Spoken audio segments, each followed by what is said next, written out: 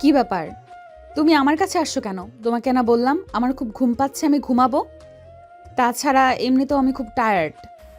ও মা, সেটা বললে চলবে নাকি? তোমার শাশুড়ি মা কি বলে গেল সেটা তুমি শুনতে পাওনি নাকি? তোমার শাশুড়ি মা তো বলল 1 বছরের মধ্যে দাদিমা হতে চান। এখন যদি আমি তোমার কাছে না আসি, তোমায় আদর না করি, তাহলে তোমার শাশুড়ি মা দাদিমা হবেন কি করে?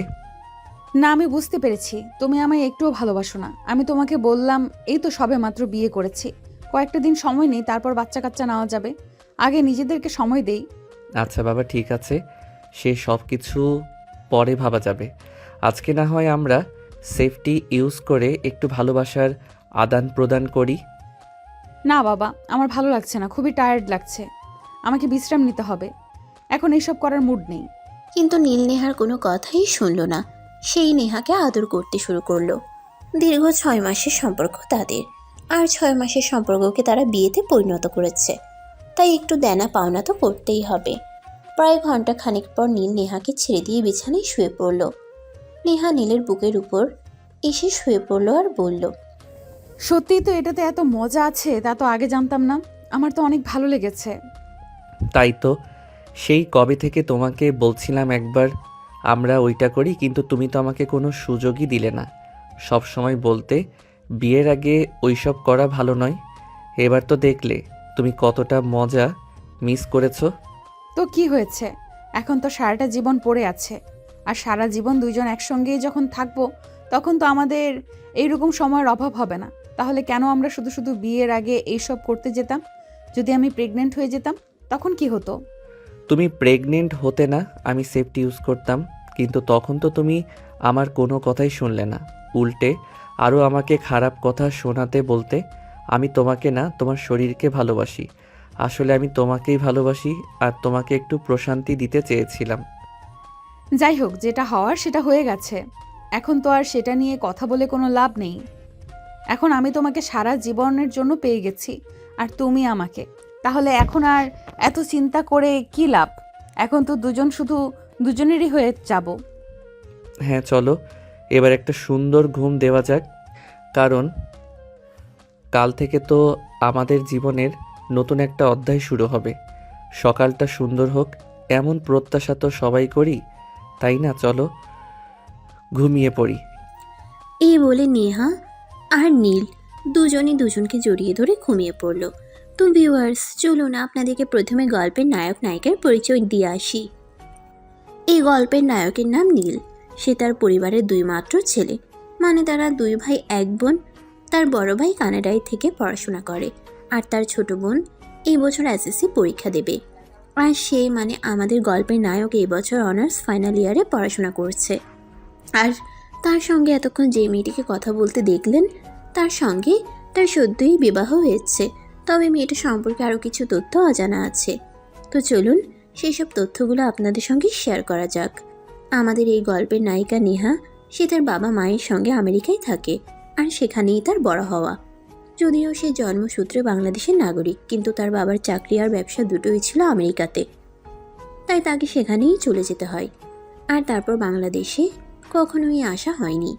কয়েক মাস আগে সে বাংলাদেশে আসে, আর তখনই তার আমাদের গল্পের নায়ক নীলের সঙ্গে পরিচয় হয়। সেই পরিচয় থেকেই তাদের প্রেম, প্রণয় আর প্রেম ভালোবাসাকে বিয়েতে পরিণয়। তো ভিউয়ার্স, চলুন কথা না বাড়িয়ে মূল গল্পে ফিরে আসা যাক। আজ থেকে ঠিক 6 মাস আগে নীল একদিন ভার্সিটি শেষ করে বাসায় ফিরছিল বাইকে করে। আর তখনই হঠাৎ রাস্তার পাশে একটা গাড়ি দাঁড়িয়ে থাকে। দেখলো সে কৌতূহলী মনে সেখানে তার বাইক দাঁড় করালো, আর বাইক থেকে নামলো। বাইক থেকে নেমে এসে দেখতে পেল গাড়িটা নষ্ট হয়ে গেছে, আর ড্রাইভার সেটা ঠিক করবার চেষ্টা করছে, কিন্তু কিছুতেই পেরে উঠছে না। তখন সে ড্রাইভারকে জিজ্ঞাসা করলো, কি ব্যাপার আঙ্কেল, কি সমস্যা হয়েছে? স্যার, আসলে গাড়িটা নষ্ট হয়ে গেছে, আমি ঠিক করতে পারছি না। আপনার জানাশোনা কোনো গ্যারেজ আছে কি আশেপাশে? আঙ্কেল, গ্যারেজ তো এখান থেকে অনেকটা দূরে। আপনি কোথা থেকে এসেছেন? আসলে আমি আমার ম্যাডামকে নিয়ে অফিসিয়ালি একটা কাজে ঢাকা থেকে চট্টগ্রাম যাচ্ছিলাম, আর এখানে এসে গাড়িটা নষ্ট হয়ে গেল। ম্যাডাম গাড়িতে বসে আছেন, ওনার একটা ইমার্জেন্সি মিটিং আছে, ওনাকে 3টার মধ্যে চট্টগ্রাম পৌঁছাতে হবে, কিন্তু আমি তো কিছুতেই বুঝতে পারছি না আমি কিভাবে ম্যাডামকে সব সময় মতো পৌঁছে দেব। এখানে 1.5 ঘন্টা ধরে দাঁড়িয়ে আছি। ও আচ্ছা, বুঝতে পেরেছি। কিন্তু আঙ্কেল, আপনি এখান থেকে চট্টগ্রাম যাওয়ার জন্য কোনো গাড়ি পাবেন না। তখনই নেহা গাড়ি থেকে বের হয়ে আসলো আর নীলকে বলল, excuse me mister, if you don't mind may I ask you a question? Madam, এটা বাংলাদেশ আর আমি বাঙালি। আমার সঙ্গে দয়া করে বাংলায় কথা বলুন। ও আচ্ছা, ঠিক আছে। আপনি যদি আমাকে চট্টগ্রামে পৌঁছে দিতেন তাহলে খুবই উপকার হতো, কারণ আমি ওখানে অফিসিয়াল একটা কাজে যাচ্ছিলাম। সেখানে আমার পুরো 20 কোটি টাকার একটা ডিল হতে চলেছে, আর আমি সময় মতো সেখানে পৌঁছে না যেতে পারলে ডিলটা আমার হাতছাড়া হয়ে যাবে। হ্যাঁ স্যার, ম্যাডাম একদম ঠিক কথা বলছেন। আপনি চাইলে আপনাকে এর জন্য আমরা পেমেন্ট করতে পারি। আপনি যত টাকা চাইবেন আমরা তাই দেব, কিন্তু প্লিজ আপনি একটু দয়া করে ম্যাডামকে ম্যাডামের গন্তব্যস্থলে পৌঁছে দিন। শুনুন, আমি উপকার করতে পারি, কিন্তু তার কোনো বিনিময় নিতে পারবো না। আর যদি রাজি থাকেন তাহলে বাইকে উঠে বসেন, আমি আপনাকে পৌঁছে দিচ্ছি। না, এটা তো হতে পারে না। আমি আপনাকে দিয়ে একটা কাজ করাবো আর তার পারিশ্রমিক দেব না? আমি এখান থেকে চট্টগ্রাম গেলে আমার 3000 টাকার তেল খরচ হতো। আমি আপনাকে সেটা দিয়ে দিতে চাই। আই এম সরি ম্যাডাম, আমি কারো চাকর নই যে আমি আমার কাজের বিনিময়ে কারোর কাছ থেকে পারিশ্রমিক নেব। তাছাড়া আমার বাবার অতটাও খারাপ অবস্থা হয়নি যে আমাকে বাইক চালিয়ে উপার্জন করতে হবে। আপনি চাইলে আমি আপনাকে লিফট দিতে পারি, কিন্তু কোনো কিছুর বিনিময়ে নয়, কোনো পারিশ্রমিক নিয়ে নয়। আচ্ছা ঠিক আছে, আপনি যা বলবেন, কিন্তু এই মুহূর্তে আমার চট্টগ্রামে পৌঁছানোটা খুবই জরুরি। আমি যদি সেখানে পৌঁছাতে না পারি তাহলে আমি তো বললাম আপনাকে, আমার 20 কোটি টাকার ডিল হাতছাড়া হয়ে যাবে। ঠিক আছে, তাহলে এই নিন, হেলমেটটা পরে নিন আর আমার পিছনে উঠে বসুন। আর একটা কথা, এখান থেকে তো চট্টগ্রাম অনেকটা দূর। আপনি আমার পিছনে এভাবে বসে থাকতে পারবেন তো? তা না হলে আমার ধরে বসতে পারেন। কোনো প্রবলেম নেই, আমি পারবো। আপনি বাইক স্টার্ট করুন, আমার হাতে আর বেশি সময় নেই, আমাকে দ্রুত পৌঁছাতে হবে। নীল তখন আর কোনো কথা না বলে বাইক স্টার্ট করলো, গাড়ি চালাতে থাকলো। তখনই হঠাৎ পিছন থেকে নেহা বলল, আরে ভাই, আপনি এত আস্তে আস্তে গাড়ি চালাচ্ছেন কেন? একটু তাড়াতাড়ি চালান না। আমার হাতে তো বেশি সময় নেই, আমাকে সময় মতো পৌঁছাতে হবে। তা না হলে তো আমি মিটিং অ্যাটেন্ড করতে পারবো না। আকাশ পথ নয় যে আমি আপনাকে উড়িয়ে নিয়ে যাব। এখানে অ্যাক্সিডেন্ট হতে পারে, সো আপনি মুখটা বন্ধ করে বসুন। আমি বাইক চালাচ্ছি, তা না হলে কিন্তু আমি আপনাকে নামিয়ে দিব, বলে দিলাম। শুনুন, একটা কাজ করা যেতে পারে। আপনি পেছনে বসুন, আমি বাইক চালাচ্ছি। আমার তো সময় মতো পৌঁছাতে হবে। সমস্যা নেই, আমি বাইক চালাতে পারি। আপনার কি মাথা খারাপ হয়েছে? আপনার মতো একটা মেয়েকে আমি বাইক চালাতে দেব? কখনোই না। আমি আমার বাইকে কোনো মেয়েকে কোনো দিন বসতে পর্যন্ত দেইনি। আপনি বিপদে পড়েছেন বলে আপনাকে একটু হেল্প করতে চাইলাম, আর আপনি কিনা এখন আমাকে আপনার প্যাসেঞ্জার বানাতে চাইছেন। দেখুন, আমি আপনাকে কথাটি সেভাবে বলিনি। আসলে আমার তো সময়টা চলে যাচ্ছে, তাই আমাকে দ্রুত পৌঁছাতে হবে, তাই আপনাকে বললাম। তাছাড়া আপনি চিন্তা করছেন কেন? আমি বাইক চালাতে পারি, কোনো প্রবলেম হবে না। প্লিজ আপনি পিছনে বসুন। ঠিক আছে, রাস্তায় এত জোরে বাইক চালাতে আমার ভয় লাগে। তাছাড়া আমার মায়ের নিষেধ আছে, তাই আমি জোরে বাইক চালাতে পারি না। এখন আপনি যখন বলছেন আপনি বাইক চালাতে পারেন, তাই আমি রিস্কটা নিচ্ছি। এই বলেই নীল বাইক দাঁড় করালো আর নেহাকে ড্রাইভিং সিটে বসিয়ে দিল। নেহা বাইক চালাচ্ছে, একদম যেন বাতাসের গতিতে চলে যাচ্ছে। নীল অনেকটা ভয় পেয়েছে আর নেহাকে বলছে, এত জোরে কেউ বাইক চালায় এটা আমার জানা ছিল না। আমার খুব ভয় করছে। প্লিজ আপনি আস্তে চালান, বাইক থেকে ছিটকে পড়ে যাব আমি। আপনি আমাকে একটু ধরে বসুন, কিন্তু কিছু করার নেই, আমাকে টাইমলি পৌঁছাতে হবে। প্লিজ আপনি আমাকে ধরে বসুন, আমি কিছুই মনে করব না। কিন্তু নেহাকে নীল কোনোভাবে স্পর্শ করতে চাইছিল না। হাজার হোক নেহা একটা অপরিচিত মেয়ে মানুষ, তাকে এভাবে সুযোগ পেয়ে স্পর্শ করাটা একদমই উচিত বলে সে মনে করেনি। তাই সে দূরেই বসেছিল, কিন্তু নেহার বাইকের স্পিড কিছুতেই কম ছিল না। তাই নীল তাকে বলল, প্লিজ আপনি আপনার বাইকের স্পিড একটু কমান। আমার খুব ভয় লাগছে, আমি পড়ে যাব। আপনি এখনো দূরে বসে আছেন কেন? আপনাকে তো বললাম আপনি আমাকে ধরে বসুন, কিচ্ছু হবে না। দেখুন, আমার হাতে মাত্র 20 মিনিট সময় আছে, তবে আমাদের পৌঁছাতে এখনো প্রায় 20 কিলোর বেশি রাস্তা বাকি আছে। আমি কিভাবে পৌঁছাবো সেটাই বুঝতে পারছি না। আপনি প্লিজ কথা না বলে আমাকে ধরে বসুন। নীল তখন কোনো উপায়ন্তর না পেয়ে নেহাকে জড়িয়ে ধরে বসলো। এই প্রথমবার তার বাইকে কোনো মেয়ে মানুষ উঠেছে, তাও আবার বাইক চালাচ্ছে, আর নীল পেছনে বসে মেয়েটাকে জড়িয়ে ধরেছে। নেহাকে স্পর্শ করতেই তার শরীরটা কেমন জানি করে উঠল। আসলে প্রথমবার কোনো মেয়ে মানুষকে স্পর্শ করেছে তো, তাই নেহার শরীরটা খুবই উষ্ণ। তখনই নীল নেহাকে বলল, ম্যাডাম, আপনার গায়ে তো অনেক জ্বর, আপনি কি জ্বরের মেডিসিন নিয়েছেন? আরে ভাই, আমার গায়ে কোনো জ্বর নেই, আমার শরীরের টেম্পারেচারই এরকম। তাছাড়া মেয়েদের শরীরের তাপমাত্রা এরকমই থাকে। কেন, আপনি কি কখনো আপনার গার্লফ্রেন্ডকে স্পর্শ করেননি? গার্লফ্রেন্ড? তাও আবার আমার? শুনুন, গার্লফ্রেন্ড কী জিনিস সেটা এখনও আমার হয়ে ওঠেনি, আর ভবিষ্যতে হবে কি না তাও জানি না। ও আচ্ছা, ঠিক আছে, বুঝতে পেরেছি, এই ব্যাপার তাহলে।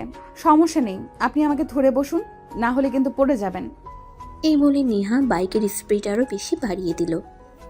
নীল ভয়ে থরথর করে কাঁপছে। এই বুঝি সে বাইক থেকে ছিটকে পড়ে গেল। তাই সে নেহাকে আরও শক্ত করে জড়িয়ে ধরল, আর নিজের বুকটা নেহার পিঠের সঙ্গে একদম মিশিয়ে নিল। নেহা তার নিঃশ্বাসের শব্দ শুনতে পাচ্ছিল, তাই সে নীলকে বলল, কি ব্যাপার, কি হলো? তুমি তো ভয় পাচ্ছ কেন? বললাম তো ভয় পেও না, আমি আছি, তোমার কিচ্ছু হবে না। তুমি আমাকে জড়িয়ে ধরে বসে থাকো। নীল তখন নেহাকে জড়িয়ে ধরে বাইকের পেছনে বসে থাকে। সে প্রথমবার কোনো মেয়ে মানুষকে স্পর্শ করে, যে তাই তার এরকম লাগছিল। তার শরীর কেমন যেন হয়ে আসছিল, সে একদম জ্ঞান হারাবে এরকম একটা অবস্থা। তখনই নেহা বাইক দাঁড় করালো। এবার আমাকে ছাড়ুন, আমরা গন্তব্যস্থলে চলে এসেছি। আপনি এখন অপেক্ষা করুন, আমার মিটিং শেষ করতে 15 মিনিটের মতো সময় লাগবে। মিটিং শেষ করে আমি আপনার সঙ্গে কথা বলবো। আমার তো বাড়িতে পৌঁছাতে লেট হয়ে যাবে, আমার আম্মু আমাকে বকাবকি করবে। আমি চলে যাই, পরে কোনো দিন না হয় আপনার সঙ্গে দেখা করা যাবে। সমস্যা নেই, আপনার আম্মুকে আমার কথা বলে দিবেন, তাহলে কিছু বলবে না। কিন্তু আপনি আমার এত বড় একটা উপকার করলেন, আপনার জন্যই আমি সময় মতো পৌঁছাতে পেরেছি। তা না হলে তো আমার 20 কোটি টাকার ডিল হাতছাড়া হয়ে যেত। আপনার সঙ্গে একটু সময় না কাটালে চলে? প্লিজ, আপনি এখানে আমার জন্য জাস্ট 15 মিনিট অপেক্ষা করুন, আমি 15 মিনিটের মধ্যেই আপনার সঙ্গে দেখা করছি। এই বলে নেহা সোজা রেস্টুরেন্টের ভিতর ঢুকে গেল, আর নীল বাইরে দাঁড়িয়ে অপেক্ষা করতে থাকলো। বেশ কিছুক্ষণ পর নেহা মিটিং শেষ করে রেস্টুরেন্টের বাইরে আসলো, আর নীলকে দাঁড়িয়ে থাকতে দেখে বলল, আমি তো ভেবেছিলাম আপনি মনে হয় চলে যাবেন, কিন্তু এখনো অপেক্ষা করছেন। ধন্যবাদ আপনাকে। ইহা, আপনি তো বলেন আপনার জন্য অপেক্ষা করতে, তাই তো আমি এতক্ষণ ধরে আপনার জন্য অপেক্ষা করছিলাম। যাই হোক, আপনার মিটিং শেষ হয়েছে তাহলে? হ্যাঁ, আমার মিটিং শেষ হয়েছে এবং আমরা ওই 20 কোটি টাকার কাজটা পেতে চলেছি। আপনার জন্য এত বড় একটা উপকার হলো, আপনাকে কি বলে ধন্যবাদ দিব সেটাই বুঝতে পারছি না। ধন্যবাদ দেওয়ার কিছুই নেই, মানুষ মানুষের জন্য। আপনি বিপদে পড়েছিলেন, তাই আমি আপনাকে সহযোগিতা করলাম। অন্য কোনো দিন আমি বিপদে পড়লে আপনি সহযোগিতা করে দিবেন, তাহলে হয়ে যাবে। যাই হোক, এবার আমার বিদায় নেওয়ার পালা। আপনি দয়া করে আমায় বিদায় দিন, আমি এখান থেকে বিদায় নিই। এভাবে কথা বললে কি হয় নাকি, কি চলে নাকি? চলুন একটা কফি শপে যাই, দুজনে একসঙ্গে বসে কফি খাই আর একটু পরিচিত হয়ে নেই। কিন্তু ম্যাডাম, আমার তো বাসায় চলে যাওয়াটা খুব বেশি প্রয়োজন ছিল, আমার আম্মু আমার জন্য টেনশন করবে। আরে বাবা, বললাম তো আপনি বাসায় গিয়ে আন্টিকে আমার কথা বলবেন, তাহলে আন্টি আপনাকে আর কিচ্ছু বলবে না। আর কথা না বাড়িয়ে চলুন, পাশে একটা ভালো কফি শপ আছে, সেখানে গিয়ে দুজনে কফি খাই আর পরিচিত হয়ে নেই। নীল তখন আর কোনো কথা না বাড়িয়ে নেহার সঙ্গে গেল, আর সেখানে কফি শপে বসে দুজনে কফি খেতে থাকলো। কফি খেতে খেতেই নেহা নীলকে জিজ্ঞাসা করলো, কিছু তো বলুন আপনার ব্যাপারে, কি আপনার পরিচয় আর কি বা করছেন? আমি নীল, এই তো এই বছর অনার্স ফাইনালে পড়াশোনা করছি। আমার বড় ভাই কানাডায় থাকে, ওখানেই চাকরি করে। আর একটা ছোট বোন আছে, সে এই বছর এসএসসি পরীক্ষা দিবে। আমার বাবা একটা আইটি কোম্পানির ডিরেক্টর। যাই হোক, তাহলে তো ভালোই। আর আমি নেহা ইসলাম, আমার বাবা মায়ের একমাত্র সন্তান। আমার জন্মের পর আমার বাবা মা অনেক কষ্ট করেছিল একটা সন্তান নেওয়ার জন্য, কিন্তু সেটা আর হয়ে ওঠেনি। ডক্টর বলেছিল আমার মা যদি দ্বিতীয় সন্তান নেয় তাহলে লাইফ রিস্ক হতে পারে, এমনকি আমার মায়ের মৃত্যু পর্যন্ত হতে পারে। তাই আমি একাই থেকে গেলাম। ও আচ্ছা, তবে যাই বলেন না কেন, একা থাকারও কিন্তু একটা মজা আছে। বাবা মায়ের সব আদর ভালোবাসা একাই উপভোগ করা যায়, এর ভাগ কাউকে দিতে হয় না। হ্যাঁ সেটাই, তবে আমি অনেক একাকিত্ব বোধ করি। আমার মাঝে মধ্যেই মনে হয় আমার যদি একটা ভাই বা বোন থাকতো, তাদের সঙ্গে আমি সুখ দুঃখের মুহূর্তগুলো শেয়ার করতে পারতাম, তাদের সঙ্গে ভালো সময় কাটাতে পারতাম, কিন্তু দুর্ভাগ্যবশত সেটা আর হয়ে উঠল না। আর হ্যাঁ, আমার বাবার চাকরি আর ব্যবসা দুটোই আমেরিকাতে, তাই আমাকে আমেরিকাতেই থাকতে হয়। আর এই 2 দিন আগেই এই কাজটার জন্য আমাকে এখানে আসতে হয়েছে। আব্বুর কাজের চাপ অনেক বেশি, তাই আব্বু আসতে পারলো না। আমার এই মুহূর্তে পড়াশোনার চাপ একটু কম আছে, তাই আমি আসলাম। ও আচ্ছা, যাই হোক, আপনার সঙ্গে পরিচিত হয়ে ভালো লাগলো। তবে এখন আর আমার হাতে বেশি সময় নেই, আমাকে এবার উঠতে হবে। আপনি দয়া করে আমায় বিদায় দিন। হ্যাঁ সেটা তো অবশ্যই, কিন্তু যাওয়ার আগে আপনার ফোন নাম্বারটা দিয়ে যাবেন, যাতে নেক্সট টাইমে আপনার সঙ্গে কথা বলতে পারি। নাম্বার দিতে পারি, কোনো সমস্যা নেই, কিন্তু আপনি যখন তখন আমাকে ফোন করবেন না। এমনিতেই আমার মা আর বোন আমার পেছনে পড়ে আছে। আসলে ভাইয়া তো বিয়ে করে নিয়েছে আর ভাবিকে নিয়ে কানাডায় চলে গেছে। বাড়িতে মা আর বোন ছাড়া কেউ নেই, তাই আমাকে ওরা বিয়ের জন্য প্রেশার দিচ্ছে। কিন্তু আমি এখনই বিয়ে করতে চাই না, পড়াশোনা শেষ করি, কিছু একটা করে তারপর। আর এই মুহূর্তে যদি আপনি ফোন দেন আর সেটা আমার মা অথবা বোন দেখতে পায়, তাহলে তো আমার কি হবে সেটা আপনি বুঝতেই পারছেন। হ্যাঁ বুঝতে পারছি, কিন্তু আমার মনে হয় আপনার বিয়ে করে নেওয়াটা উচিত, কারণ যথেষ্ট বয়স হয়েছে, অনার্স ফাইনাল ইয়ারে পড়াশোনা করছেন। কিন্তু ম্যাডাম, আমি যে চাকরি করি তারপর বিয়ে করতে চাই। আসলে আমি চাই না আমি বিয়ে করে আমার বউকে অন্য কারো কামাই খাওয়াতে হয়। এটাও কিন্তু ভালো, মন্দ নয়, আপনার জন্য শুভকামনা রইল। যাই হোক, এই নিন আমার ফোন নাম্বার, সময় পেলে ফোন দিবেন। এই বলে নেহা একটা কাগজে তার মোবাইল নাম্বারটা লিখে নীলের হাতে তুলে দিল আর বলল, আর হ্যাঁ, আপনি কিন্তু বাসায় পৌঁছে অবশ্যই ফোন দিতে না পারলে একটা মেসেজ দিয়ে হলেও আমাকে জানাবেন, আমি কিন্তু চিন্তায় থাকবো। আচ্ছা ঠিক আছে, কিন্তু আপনি কি আজ এখানেই থাকবেন, মানে ঢাকায় ফিরবেন না? হ্যাঁ, আমার ঢাকায় ফেরা হবে না, এখানে আরও একটা ছোট্ট কাজ আছে, সেটা আমাকে করতে হবে। আগামীকাল ড্রাইভার গাড়ি ঠিক করে তারপর আমাকে নিতে আসবে। আচ্ছা ঠিক আছে, আজ তাহলে আমি আসি। ভালো থাকবেন, নিজের খেয়াল রাখবেন। এই বলে নীল বাইক নিয়ে বাসার উদ্দেশ্যে রওনা দিল। বাসায় এসে পৌঁছাতে তার রাত প্রায় 8টার মতো বেজে গেল। বাসার সামনে এসে দাঁড়িয়ে কলিং বেল চাপ দিতেই তার ছোট বোন এসে দরজা খুলে দিল আর তাকে দেখেই বলতে লাগলো, কি ব্যাপার ভাইয়া, তুই এতক্ষণ কোথায় ছিলি? আর আমি সেই কখন থেকে তোকে ফোন দিচ্ছি, তুই আমার ফোন তুলছিলি না কেন? নীল তখন ফোনটা হাতে নিয়ে দেখলো ফোনটা সাইলেন্ট করা ছিল, আর এতক্ষণ সময় কেটে কেটে সে সেটা খেয়ালই করেনি। তাই সে তার বোনকে বলল, ফোনটা সাইলেন্ট করা ছিল, আমি দেখতে পাইনি। এখন সামনে থেকে সর, আমাকে ভিতরে যেতে দে। পরে তোকে ভেতরে যেতে দেবো, তার আগে তুই আমাকে বল, তুই এতক্ষণ কোথায় ছিলি? জানিস কতটা টেনশনে ছিলাম, তোকে ফোন দিচ্ছি তুই ফোন তুলছিস না, অপরদিকে আম্মু তো কান্নাকাটি শুরু করে দিয়েছে। আরে বাবা, একজন মানুষ ব্যস্ত থাকলে হয়তো কল রিসিভ করে না, ফোন সাইলেন্ট করে রাখে, তাই বলে কি কান্নাকাটি করতে হবে নাকি? হ্যাঁ, আমি তো তোর কাছে সেটাই জানতে চাইছি, তুই কি এমন বিশ্বযুদ্ধ করে এসেছিস যে ফোন সাইলেন্ট রাখতে হয়েছিল? ফোন রিসিভ করার সময় পাসনি? এই, তুই কোন দেশের মহারানী যে আমার কাজের কৈফিয়ত তোকে দিতে হবে? তুই আমার চোখের সামনে থেকে সর, মেজাজ খারাপ করিস না। এই বলে নীল রিমিকে কোনো পাত্তা না দিয়ে ভিতরে চলে গেল। ভিতরে প্রবেশ করিয়ে প্রথমে তার আম্মু রুমে গেল। রুমে ঢুকে সে সত্যিই দেখতে পায় তার আম্মু কান্না করছে। তাকে দেখতে পেয়ে দৌড়ে এসে জড়িয়ে ধরে বলে, কি রে, তুই এতক্ষণ কোথায় ছিলি? তোকে কতবার ফোন করা হয়েছে, তুই ফোন তুললি না কেন? জানিস কতটা টেনশনে ছিলাম, ভয় পাচ্ছিলাম তোর কিছু হয়ে গেল নাকি। আম্মু একটা কাজ পড়ে গেছিল, ওটা করতে গিয়ে দেরি হয়ে গেল, তাই বলে তোমাকে এভাবে কান্না করতে হবে নাকি? যাও, এবার আমার জন্য খাবার তৈরি করো, খুব ক্ষুধা পেয়েছে, খাবো। আচ্ছা বাবা, ঠিক আছে, কোনো সমস্যা নেই, তুই হাত মুখ ধুয়ে ফ্রেশ হয়ে আয়, আমি এক্ষুনি তোর জন্য খাবার গরম করে আনছি। এই কথা বলে নীলের আম্মু কিচেনে চলে গেল আর ছেলের জন্য খাবার গরম করে ডাইনিং টেবিলে নিয়ে আসলো। নীল হাত মুখ ধুয়ে ফ্রেশ হয়ে খাবার টেবিলে আসলো আর খাবার খেতে বসলো। তখনই তার ছোট বোন রিমি সেখানে আসে আর বলে, ওরে বাবারে, বাবা এতক্ষণ কেঁদে কেঁদে একদম উদ্ধার করে দিচ্ছিলে, আর এখন ছেলে আসা মাত্রই তাকে কিছু না বলে খাবার দিচ্ছ? তো কী করব? আমার ছেলেটা তো বলছে সে একটা কাজে আটকা পড়ে গেছিল, তাই আসতে দেরি হয়েছে। এখন আমার ছেলেটার ক্ষুধা পেয়েছে, খাবার দিচ্ছি। এতে তোর কি সমস্যা? হ্যাঁ সেটাই তো, আমার কি সমস্যা?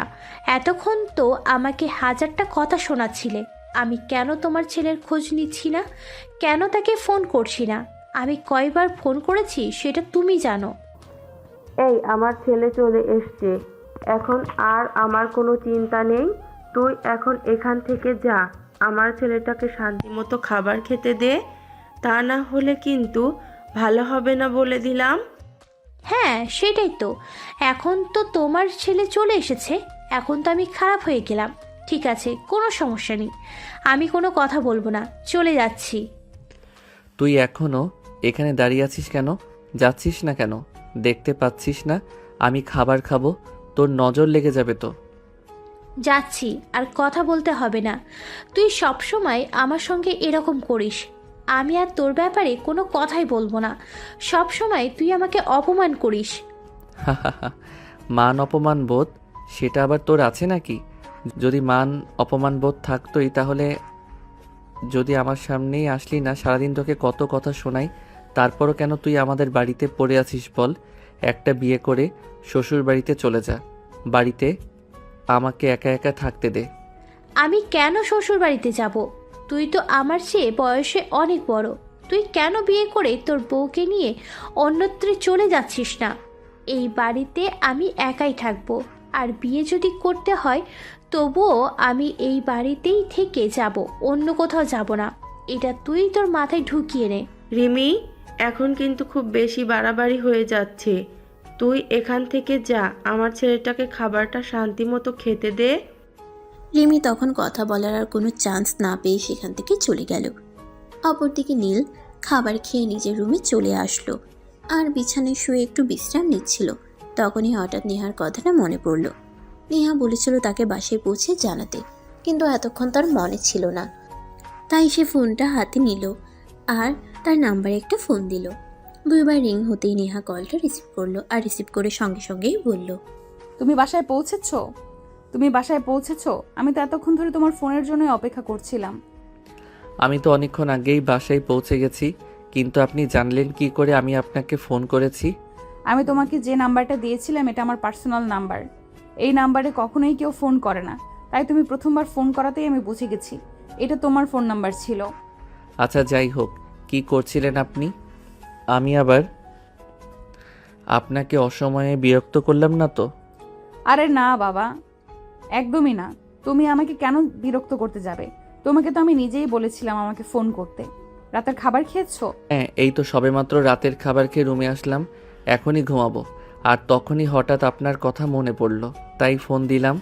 আপনি রাতের খাবার খেয়েছেন?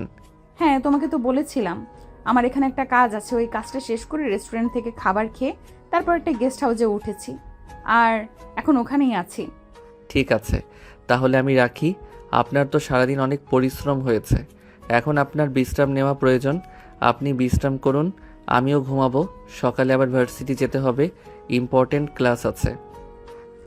আচ্ছা ঠিক আছে, তাহলে আমি রাখছি, সকালে ফোন দিব। ফোনটা তোমার কাছে রেখো। অতঃপর দুজন দুজনের কাছ থেকে বিদায় নিয়ে ফোন কেটে দিল। পরদিন সকালবেলা আনুমানিক 7টা বাজে। তখনই হঠাৎ ফোনের রিংটোনের আওয়াজ শোনা গেল। নীল ফোনটা হাতে নিয়ে দেখলো নেহার নাম্বার থেকে ফোন এসেছে, তাই সে ফোনটা রিসিভ করলো। আসসালামু আলাইকুম অ্যান্ড গুড মর্নিং। ওয়ালাইকুম আসসালাম, গুড মর্নিং। কি অবস্থা, কেমন আছেন আপনি? এই তো আল্লাহর অশেষ রহমতে ভালোই আছি। এখনো পর্যন্ত তোমার কি অবস্থা? তুমি কেমন আছো? ঘুম থেকে উঠেছো নাকি এখনো বিছানায় শুয়ে শুয়ে ঘুমাচ্ছ? এখনো বিছানায় শুয়েছিলাম, কিন্তু আপনার ফোনের রিংটং শুনে ঘুমটা ভেঙে গেল। এখন ঘুম থেকে উঠে যাব।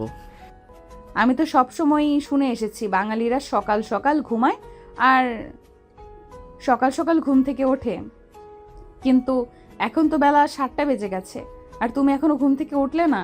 কে কি করে না করে সেসব আমি জানি না, আর জানার আগ্রহ নেই।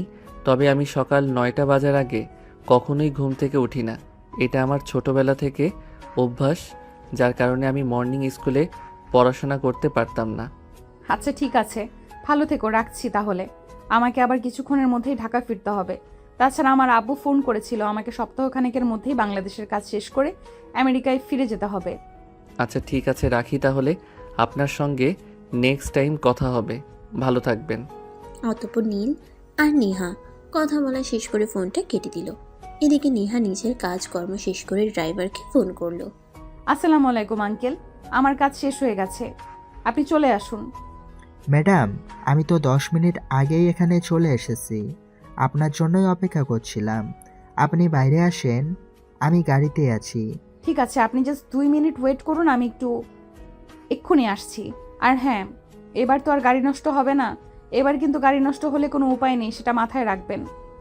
না ম্যাডাম, চিন্তার কোনো কারণ নেই। আমি গাড়ি ঠিকমতো চেক করে নিয়ে যে কোনো প্রবলেম হবে না। আপনি চলে আসুন।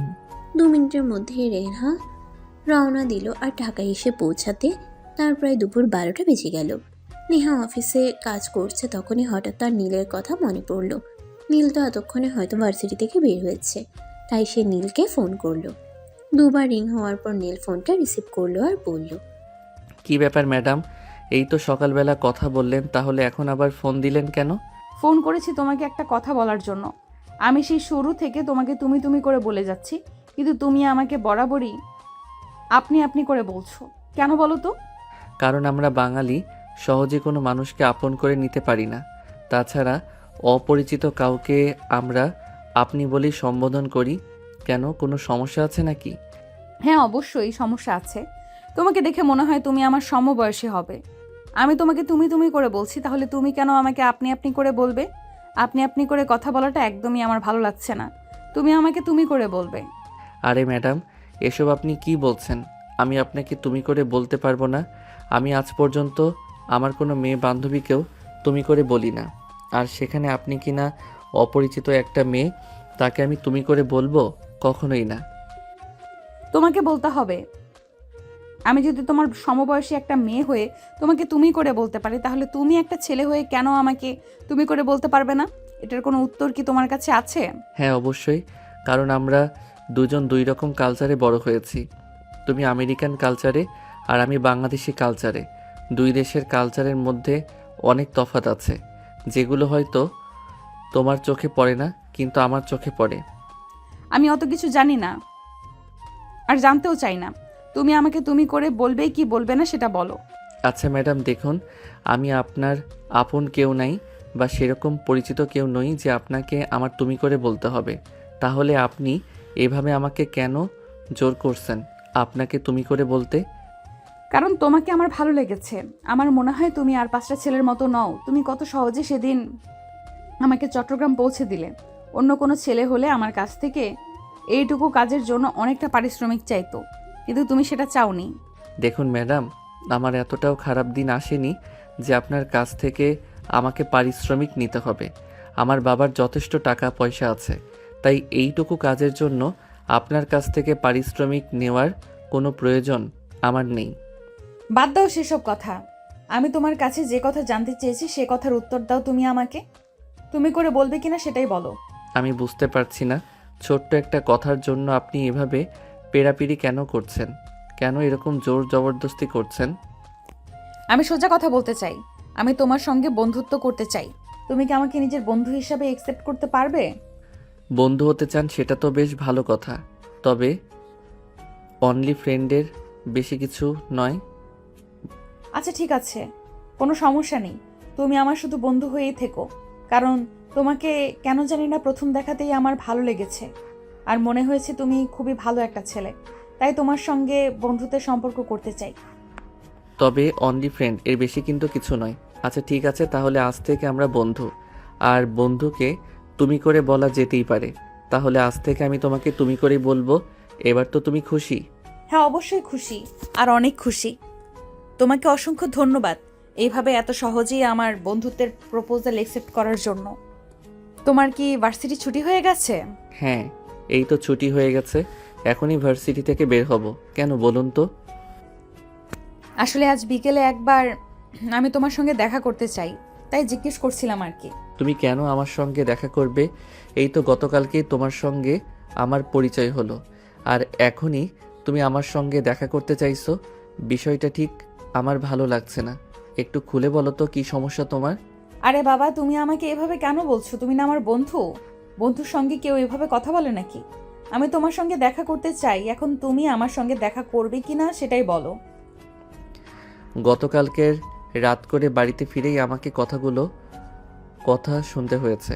এখন যদি আজ আবার আমি দেরি করে বাড়িতে ফিরি, তাহলে তো আমার অবস্থা কাহিল হয়ে যাবে। ওকে, প্রবলেম নাই। তোমার বাড়ির অ্যাড্রেস দাও, আমি তোমার বাড়িতেই চলে আসব। তারপর দেখি কে কি করে আর কে কি বলে। আমি কারোর পরোয়া করি না। আরে এসব কি বলছো তুমি? তোমার কি মাথা খারাপ হয়ে গেছে নাকি? আচ্ছা ঠিক আছে, সমস্যা নেই, আমি নিজেই তোমার সঙ্গে দেখা করছি। কিন্তু তোমাকে আমার বাসায় আসতে হবে না। নতুন করে কোনো ঝামেলায় পড়তে চাই না আমি। না, আমি তোমার কোনো কথাই শুনবো না। আমি যখন তোমাকে বলেছি আমি তোমার সঙ্গে দেখা করতে চাই, তোমার সঙ্গে আমি দেখা করব, এবং সেটা তোমার বাড়িতে। তুমি এক্ষুনি আমাকে তোমার বাড়ির ঠিকানা দেবে। নীল তখন নেহাকে কোনোভাবেই তার বাড়ির ঠিকানা দিতে চাইছিল না, কিন্তু নেহার জোরাজুরিতে সে তার বাড়ির ঠিকানা দিতে বাধ্য হলো। নীল ভার্সিটি শেষ হলে বাড়িতে এসে খাওয়া দাওয়া করে বিছানায় শুয়ে বিশ্রাম নিচ্ছিল। তখন সন্ধ্যা হবে হবে এমন সময় কলিং বেলের আওয়াজ শোনা গেল। নীল সেটা রুম থেকে শুনছিল, কিন্তু সে রুমে শুয়েছিল। সে ভাবতে পারছিল না এই অসময়ে কে এসেছে। তখনই তার ছোট বোন রিমি গিয়ে দরজা খুলে দেয়। রিমিকে দেখতে পেয়ে নেহা বলে, এটা নীলদের বাড়ি তো? মানে আমি কি ঠিক জায়গায় এসেছি তো? হ্যাঁ ভাবি, তুমি একদম ঠিক জায়গাতে এসেছো। আমি জানতাম ভাইয়া তলে তলে এরকম কিছু কাজই করেছে, যার কারণেই আমরা তাকে বিয়ের প্রেশার দেওয়ার পরেও সে বিয়ে করতে রাজি হচ্ছে না। এবার বলো তুমি, তোমার সঙ্গে কয়দিনের সম্পর্ক? আরে না, সেরকম কোনো ব্যাপার নয়। তুমি ভুল ভাবছো। নীলের সঙ্গে আমার কোনো সম্পর্ক নেই। সে আমার বন্ধু, এবং শুধুমাত্রই বন্ধু। এছাড়া আমাদের দুজনের মধ্যে আর কোনো সম্পর্ক নেই। নীল বাড়িতে আছে তো? আরে ভাবি, লজ্জা পাওয়ার কিছুই নেই। আমি খুব ভালো করেই জানতাম ভাইয়া এমন কিছু একটা করেছে, কিন্তু আমি কোনো প্রমাণ পাচ্ছিলাম না, বিধায় তাকে কিছু বলতে পারছিলাম না। আর আজ যখন তুমি চলে এসেছো, চিন্তা করো না, তোমাকে এই বাড়ি থেকে যেতে দিচ্ছি না। আসলে আমরাও তো একটা ভাবির দরকার ছিল, তাই তোমাকে রেখে দেব। আর আমি বুঝতে পারছি না তুমি এইসব কথা কেন বলছো। তোমার কি মাথায় সমস্যা আছে নাকি? আমি তো তোমাকে বললাম নীলের সঙ্গে আমার কোনো সম্পর্ক নেই, কিন্তু তুমি কেন আমার কথা শুনতে চাইছো না? আর কেনই বা আমার কথা বিশ্বাস করতে চাইছো না? তোমাকে তো বললাম আমরা দুজন শুধুমাত্রই বন্ধু। এভাবে কথা কাটাকাটি হচ্ছিল নেহা আর রিমির মধ্যে। তখনই সেখানে নীলের আম্মু এসে হাজির হয় আর রিমিকে বলে, কি ব্যাপার রিমি, কি হয়েছে? তুই এভাবে কার সঙ্গে তর্কাতর্কি করছিস? আমাদের বাড়িতে তো কোনো মেয়ে মানুষ কখনোই আসে না, আজ হঠাৎ মেয়ে মানুষের গলার আওয়াজ শুনতে পেলাম। এখন থেকে আসবে, আর আজ থেকেই আসা শুরু করেছে। তোমার পুত্রবধূ এসেছে। আমি তোমার পুত্রবধূর সঙ্গে কথা বলছিলাম। এই তুই কি সব আবোল তাবোল বলছিস? আমি তো তোর কথার আগাগোড়া কিছুই বুঝতে পারছি না। আর এই মেয়ে কে তুমি? তোমাকে তো আমি ঠিক চিনতে পারলাম না। আন্টি, আমি নেহা, নীলের বন্ধু। নীলের সঙ্গে দেখা করতে এসেছি। দেখুন না আপনার মেয়ে কি সব আবোল তাবোল কথা বলছে। আমরা শুধুমাত্র বন্ধু, আমাদের মধ্যে আর কোনো সম্পর্ক নেই। কিন্তু আমারও সেটা বিশ্বাস হচ্ছে না, কারণ তোমার মতো একটা সুন্দরী মেয়ে আমার ছেলের বন্ধু হবে এটা তো আমি কোনো দিন কল্পনাও করিনি। আমি জানি তোমাদের মধ্যে কোনো সম্পর্ক রয়েছে, কিন্তু তুমি সেটা আমাকে বলতে লজ্জা পাচ্ছ। দেখো, আমি অন্য 5টা মায়ের মতো নই। আমার সঙ্গে তুমি সব শেয়ার করতে পারো। তাদের কথোপকথন শুনতে শুনতে নীল নিজের রুম থেকে ড্রয়িং রুমে এসে হাজির হলো আর ড্রয়িং রুমে উপস্থিত সকলকে উদ্দেশ্য করে বলল, দেখো, তোমরা যা ভাবছো সেটা সম্পূর্ণ ভুল নেহা। আর আমার মধ্যে কোনো সম্পর্ক নেই নেহার সঙ্গে গতকালকেই আমার পরিচয় হয়েছে, আর আজকে তার সঙ্গে আমার বন্ধুত্ব, তাই সে আমার সঙ্গে আমার বাসায় দেখা করতে এসেছে। এর বেশি কিছুই নয়। ভাইয়া, তুই আমাকে বোকা ভাবতে পারিস, কিন্তু আমি অতটাও বোকা নই। আমি সব কিছু বুঝতে পারি। ওর সঙ্গে তোর ভালোবাসার সম্পর্ক রয়েছে। কেন শুধু শুধু তুই আমাদেরকে মিথ্যে বলছিস? কেন শুধু শুধু আমাদেরকে এত সুন্দর ভাবির থেকে বঞ্চিত করছিস? দেখ রিমি, একদম মেজাজ খারাপ করিস না। তোকে বলেছি নেহার সঙ্গে আমার কোনো সম্পর্কই নেই, আমরা দুজন শুধুমাত্র বন্ধু, এছাড়া কিছুই নয়। তাহলে তুই কেন বারবার একটা কথা বলেই যাচ্ছিস? তুই কি সোজা কথা শুনতে পাস না নাকি?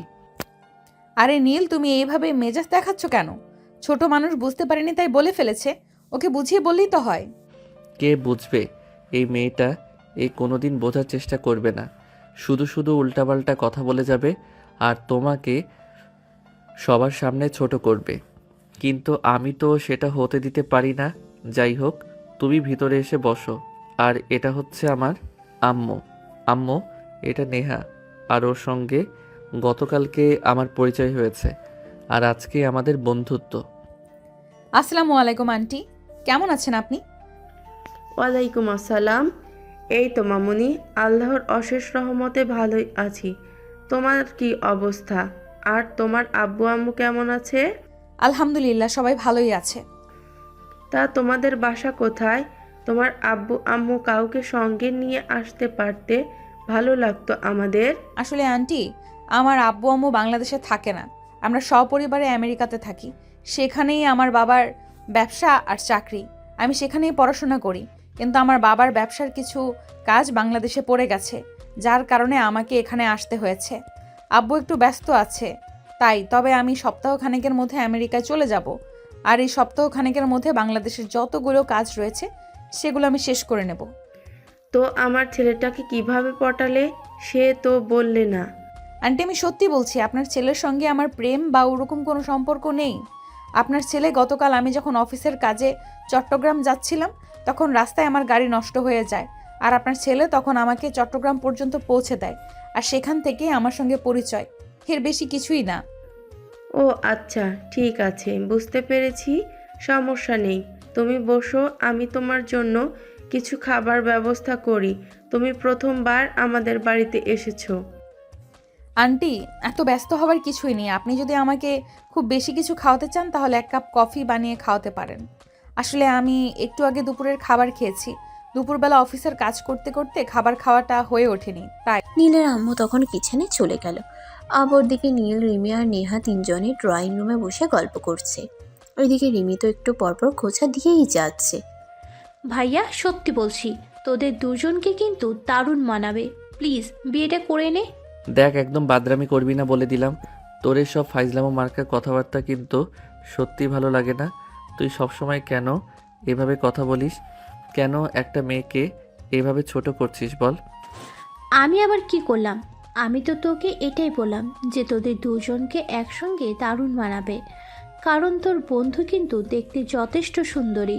হ্যাঁ, সেটা আমি খুব ভালো করেই জানি যে আমার বন্ধু দেখতে যথেষ্ট সুন্দরী, কিন্তু তার মানে এই নয় যে তার সঙ্গে আমাকে রিলেশনে যেতে হবে বা বিয়ে করতে হবে। রিলেশনে গেলে বা বিয়ে করলে তো সমস্যাটা কোথায়? সুন্দর বন্ধু, দেখতে যথেষ্ট সুন্দরী, শিক্ষিত এবং ম্যাচিওর একটা মেয়ে। সত্যি বলছি, এখন কিন্তু তুই খুব বেশি বাড়াবাড়ি করছিস। মায়ের কিন্তু একটাও মাটিতে পড়বে না বলে দিলাম। সে আবার বাড়াবাড়ি কোথায় করলো? সে তো যা বলছে সত্যিই বলছে, আমিও কিন্তু তার সঙ্গে একমত। তুমি রাজি থাকলে আমি তোমায় বিয়ে করতে পারি। এই, তোমার কি মাথা খারাপ হয়ে গেছে? কোথায় তুমি আমেরিকার মতো উন্নত একটা দেশে বড় হয়েছো, আর আমি কোথায় বাংলাদেশে বড় হয়েছি? তোমার সঙ্গে কখনোই আমার মিলবে না, না তো মানসিকতা, না তো অন্য কিছু। সো এসব আজে বাজে কথা বলা দুজনেই বন্ধ করো। আজে বাজে কথা আবার আমি কোথায় আর কখন বললাম? আমি যা বলছি সত্যি কথাই বলছি। তুমি যদি রাজি থাকো তাহলে আমি তোমাকে বিয়ে করতে পারি, কারণ আমি ছোটবেলা থেকে দেশের বাইরে বড় হলেও সব সময় আমার মন পড়ে থাকতো বাংলাদেশে। আমি ছোটবেলা থেকেই চাইতাম আমি বাংলাদেশি একটা ছেলেকে বিয়ে করব এবং বাংলাদেশ থেকে যাব। ওখানকার জীবনযাপন আমার খুব একটা ভালো লাগে না। হ্যাঁ ভাবি, তুমি একদম ঠিক কথাই বলেছ। তুমি কোনো টেনশন করো না, আমি আজকে আব্বু আম্মুর সঙ্গে তোমার ব্যাপারে কথা বলবো। ওরা যদি রাজি থাকে তাহলে ওদের দিয়ে তোমার আব্বু আম্মুর সঙ্গে কথা বলাবো। রিমি, তুই এখান থেকে যাবি? এখন কিন্তু আমার খুব বেশি মেজাজটা খারাপ হয়ে যাচ্ছে, বলে দিলাম। এসব ফালতু কথা শোনার জন্য তুই এক্ষুনি এখান থেকে চলে যা। তুমি শুধু শুধু ওকে কেন মেজাজ দেখাচ্ছ? ও কি এমন ভুল কথা বলেছে? যা বলেছে তো ঠিকই বলেছে। আমার কিন্তু তোমাকে বেশ পছন্দ হয়েছে ছেলে হিসাবে, হোক বা অন্য কোনো কিছুতেই হোক, সব কিছুই তোমার ভালো লেগেছে। তুমি চাইলে সত্যিই আমি তোমাকে বিয়ে করতে চাই। আমার মনে হয় এবার তোমাকে আমার বাসা থেকে বিদায় নেওয়া উচিত, কারণ আমার বোনের সঙ্গে সঙ্গে তোমার মাথাও খারাপ হয়ে যাচ্ছে। তাই আমি চাই না আমার বোনের সঙ্গে সঙ্গে তুমিও এখান থেকে পাগলে পরিণত হও। তুমি আমাকে সর্বশেষ পাগলের উপাধি দিলে, এটা আমি কোনোদিন কল্পনাও করতে পারিনি।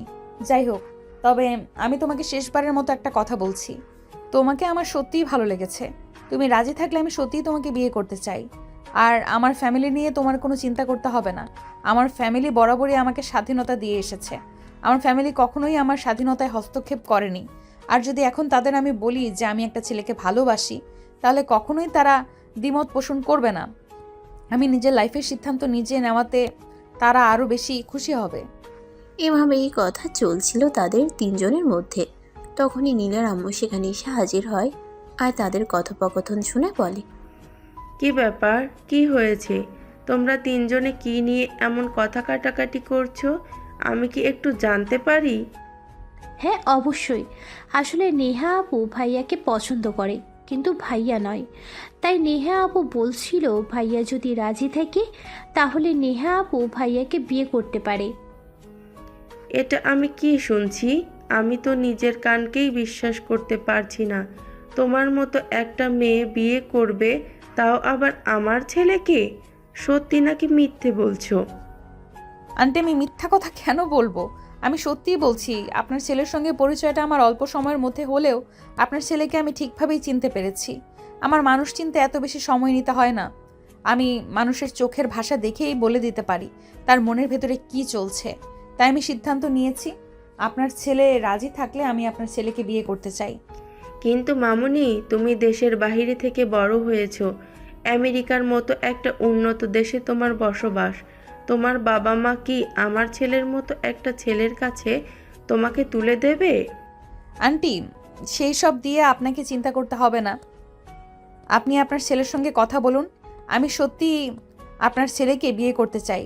সে যদি রাজি থাকে তাহলে আমি নিজেই আমার আব্বু আম্মুর সঙ্গে কথা বলবো, এবং আমি 100% শিওর তারা রাজি হবে। নেহা, আমি সত্যি বলছি, এই বাড়িতে এসে তোমার মাথাটা সত্যি নষ্ট হয়ে গেছে। কারণ এই বাড়িতে তো আমার বোনের মতো একটা ভাইরাস রয়েছে, যেখানে আসলে কোনো মানুষ আর সুস্থ অবস্থায় ফিরে যেতে পারে না।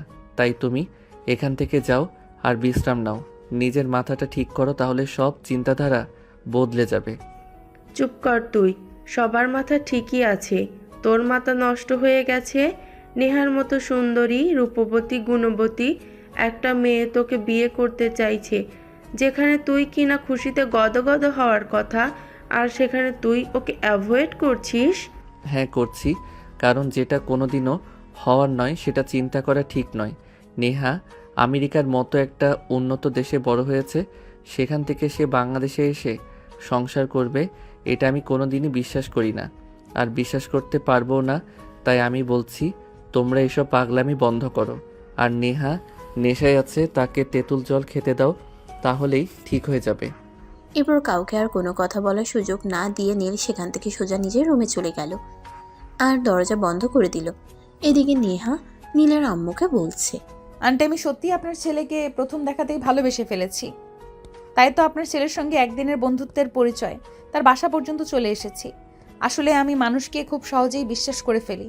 আপনার ছেলে কেমন সেটা আমি জানি না, আর জানার খুব প্রয়োজন বলেও মনে করছি না, কারণ আমার মন বলছে সে খুবই ভালো একটা ছেলে।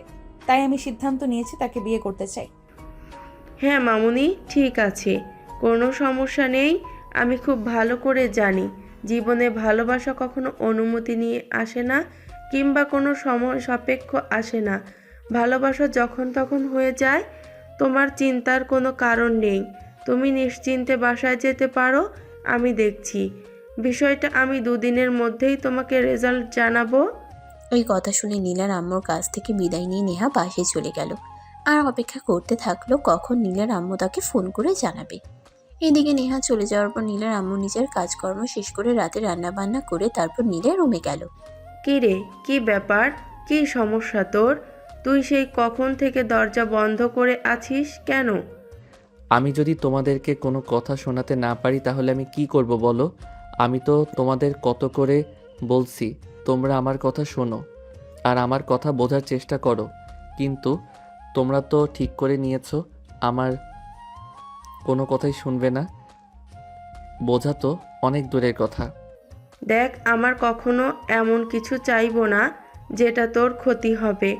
আমরা সব সময় তোর ভালোই চাই, আর তোর ভালোর জন্যই বলছি। নেহা মেয়েটা যথেষ্ট ভালো, আর সে তোকে বিয়ে করতে চায়। তাহলে ওকে বিয়ে করতে তোর সমস্যা কোথায়? তুমি কি কোনো কিছু বুঝতে পারছো না নাকি বুঝতে চাইছো না? আমি তো সেটাই বুঝতে পারছি না। আমি কেন নেহাকে বিয়ে করতে যাব? নেহা আমেরিকার মতো অন্যতম একটা দেশে বড় হওয়া একটা মেয়ে, সে কি বাংলাদেশে থাকতে পারবে? কখনোই না। আর একটা কথা মনে রেখো, আমি কোনো মেয়ের জন্য কোনো দিনও নিজের পরিবার ছেড়ে যাব না। নেহাকে আমি দেখেছি। আমার মনে হয় না নেহা কোনো দিনও তোকে এমন কোনো কথা বলবে যেটা তোকে কষ্ট দিবে কিংবা আমাদের ছেড়ে দেওয়ার কথা বলবে। নেহা আমেরিকার কালচার এ বড় হলেও তার মন প্রাণের সব কিছুই বাংলাদেশে পড়ে আছে। আর একটা কথা তুই ভুলে যাস না, নেহা কিন্তু জন্মসূত্রে বাংলাদেশের নাগরিক। আমি দেখেছি বাংলাদেশের প্রতি তার অন্যরকম একটা টান অনুভূত হয়। আমি তোমার এত ঘোরানো পেঁচানো কথা বুঝতে পারছি না। কি বলবে তুমি আমাকে সরাসরি বলো। হ্যাঁ, আমি তো সেই কখন থেকেই তোকে সোজা কথা বলার চেষ্টা করছি। আমি তো তোকে বলছি তুই নেহাকে বিয়ে কর। এটা তোর জন্য আর আমাদের পরিবারের সবার জন্য খুব ভালো হবে। তাই আমি তোকে রিকোয়েস্ট করছি। ঠিক আছে, কোনো সমস্যা নেই। আব্বু বাসায় আসলে তুমি আব্বুর সঙ্গে কথা বলো, আর আব্বু যদি রাজি হয় তাহলে আমার কোনো প্রবলেম নেই। তবে বিয়েটা আমি এখন করতে পারবো না। আমি অনার্স কমপ্লিট করব, তারপর বিয়ে শাদী নিয়ে চিন্তা করব। ঠিক আছে, কোনো সমস্যা নেই।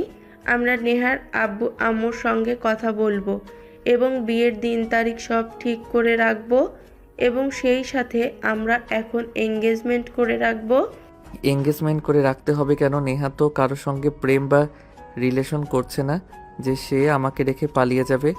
যখন বিয়ে হবে তখন সব একসঙ্গেই হবে। হ্যাঁ, এঙ্গেজমেন্ট করেই রাখতে হবে, কারণ মানুষের মন আর আকাশের রং কখন কিভাবে পাল্টে যায় এটা কেউ বলতে পারে না। তাই আমি মনে করি বিয়েটা করিয়ে রাখাই সবচাইতে বুদ্ধিমানের কাজ হবে। নীল তখন সেখানে আর কোনো কথা বলল না।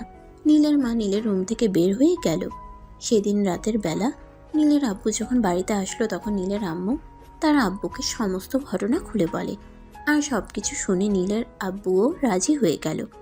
দেখাবো হচ্ছে ঘরে থাকার মানুষটাকে তোমাদের যদি পছন্দ হয়ে থাকে তাহলে আমার কোনো আপত্তি নেই, কারণ তার সঙ্গে সারাটা সময় তোমরা কাটাবে। আমি তো সারাদিন অফিস আর ব্যবসা নিয়ে ব্যস্ত থাকবো, আমার তো সেরকম সময় হয়ে উঠবে না। কিন্তু তারপরও তোমার সঙ্গে আলোচনা করবার দরকার আছে, কারণ তুমি এই বাড়ির কথা সব কিছুতেই তোমার অনুমতি নেয়ার খুবই প্রয়োজন। তাই তোমাকে বললাম। ঠিক আছে, কোনো সমস্যা নেই। তুমি নেহার সঙ্গে যোগাযোগ করে তার আব্বুর আম্মুর সঙ্গে কথা বলার চেষ্টা করো। আমি এই কয়েকদিন অফিসিয়ালি কাজে খুবই ব্যস্ত থাকবো, আবার কথা বলার খুব একটা সময় হয়ে উঠবে না। অতঃপর পরের দিন সকালবেলা নীলের আম্মু নীলের কাছ থেকে নেহার ফোন নাম্বার নিল এবং ফোনে তার সঙ্গে কথা বলল। না, তুমি কি একবারও তোমার আব্বু আম্মাকে বাংলাদেশে আসতে বলতে পারবে? তাহলে সামনাসামনি বসে তাদের সঙ্গে কথা বলতাম। তাদেরও তো মতামতের দরকার আছে। তাছাড়া তোমাকে আমরা সামনাসামনি দেখেছি, তাই তোমাকে পছন্দ হয়েছে। তোমার বাবা মা ও বাংলাদেশে এসে নীলকে সামনাসামনি দেখুক, তারপর না হয় সিদ্ধান্ত নেই। আমি আমার আব্বুর সঙ্গে কথা বলেছি আর নীলের ছবি আমার আব্বুকে দেখিয়েছি। আমার আব্বু নীলকে পছন্দ করেছে। তাছাড়া আমার আম্মুও নীলকে পছন্দ করবে, এ ব্যাপারে আপনার কোনো চিন্তা করতে হবে না। কিন্তু আপনি যদি আমার আব্বু আম্মুর সঙ্গে সরাসরি কথা বলতে চান সেটা আলাদা কথা। তাহলে আমি আব্বুকে ফোন করে বলবো আম্মুকে নিয়ে এই সপ্তাহেই বাংলাদেশে আসতে। হ্যাঁ, তুমি সেটাই করো। আমরা সামনাসামনি বসে কথা বলে তারপর সিদ্ধান্ত নিতে চাই। ঠিক আছে, কোনো সমস্যা নেই। আপনি যেরকম বলবেন সেরকমই হবে। আমি আজ বিকেলেই আব্বুকে ফোন করব। এখনই করতাম, কিন্তু এখন আব্বু অফিসে আছে, কাজে ব্যস্ত হয়তো, তাই এখন কথা বলা যাবে না। ঠিক আছে, কোনো সমস্যা নেই। তুমি রাতে তোমার আব্বুর সঙ্গে কথা বলবে, আগামীকাল সকালে আমাকে জানাবে, তারপর বাংলাদেশে আসবে, হ্যাঁ কি না? অতঃপর কথা বলা শেষ করে নেহা ফোনটা কেটে দিল। অতঃপর নিজের কাজকর্ম শেষ করে সেদিন রাতের বেলা নেহা তার আব্বুকে ফোন দিল এবং সবকিছু খুলে বলল। সব শুনে তার বাবা তাকে বলল, ঠিক আছে মামুনি, সবটাই বুঝতে পারলাম। লাইফটা যেহেতু তোমার, তাই আমি মনে করি তোমার সিদ্ধান্ত নেওয়াটাই সবচাইতে বেশি জরুরি। হ্যাঁ আব্বু, ছেলেটাকে আমি খুব ভালোভাবেই দেখেছি এবং সবকিছু জেনে বুঝেই সিদ্ধান্ত নিয়েছি। এখন ওর মা তোমাদের সঙ্গে দেখা করতে চাইছে। ঠিক আছে মামুনি, কোনো সমস্যা নেই। আমি তোমার আম্মুর সাথে কথা বলে দেখি। তোমার আম্মুর সঙ্গে কথা বলে তারপর দেখি আমরা 2-3 দিনের ভিতরে বাংলাদেশে আসার চেষ্টা করছি। তুমি কোনো চিন্তা করো না, আমরা তোমার পছন্দের ওপর যথেষ্ট ভরসা রাখি। হ্যাঁ আব্বু, আমি তো সেটা খুব ভালো করেই জানি। তুমি এবং আম্মু দুজনেই আমাকে খুবই ভরসা করো, তাই তো আমি ওনাকে বলে দিয়েছি তোমরা কোনো আপত্তি করবে না, আর আমার সিদ্ধান্তকে তোমাদের সিদ্ধান্ত বলে তোমরা মেনে নেবে। অতঃপর নেহা তার আব্বুর সঙ্গে কথা বলা শেষ করে রাতের খাবার খেয়ে নেয় আর সেদিন রাতে এসে নীলের আম্মুকে ফোন করে খবরটা জানিয়ে দেয়। আন্টি, আমি আব্বুকে বলেছিলাম, আব্বু বলেছে তাদের কোনো আপত্তি নেই, তারা 2-3 দিনের ভেতরেই বাংলাদেশে আসবে আপনার সঙ্গে দেখা করতে। এখন আপনি শুধু নীলকে রাজি করান, সে রাজি হলে আর কোনো প্রবলেম থাকবে না। তুমি কোনো চিন্তা করো না, নীলকে রাজি হতেই হবে, কারণ সে আমার ছেলে আর তোমাকে আমার পছন্দ হয়েছে। সে আর যাই হোক, আমার পছন্দের কেউ কখনোই অমূল্যায়ন করতে পারবে না। তাছাড়া তুমি এমন একটা মেয়ে যাকে যে কেউ পছন্দ করবে, তাহলে নীল কেন তোমাকে অপছন্দ করবে আর কেনই বা তোমাকে এভাবে অ্যাভয়েড করবে? আন্টি, আসলে ব্যাপারটা সেরকম নয়। এখন যুগ পাল্টেছে, এখন আর আগের যুগের মতো বাবা মার পছন্দ করা মানুষকে কেউ বিয়ে করতে চায় না। সবাই নিজের পছন্দকেই প্রায়োরিটি দিয়ে থাকে। সেটা ঠিক আছে, যেটা আমি মানছি, তারপরেও আমি তাকে রাজি করিয়ে ছাড়ব, কারণ তোমার মতো একটা মেয়েকে অ্যাভয়েড করার কোনো কারণ আমি দেখতে পাচ্ছি না। অপছন্দ হওয়ার মতো হলে তাহলে সে অপছন্দ করতে পারতো বা সরাসরি আমাদের মুখের উপর না বলে দিতে পারতো, কিন্তু তোমার মতো একটা মেয়েকে রিজেক্ট করার কোনো অপশন তার কাছে কি আদৌ আছে? অতঃপর কথা বলা শেষ হলে দুজনেই ফোন রেখে ঘুমিয়ে পড়ে।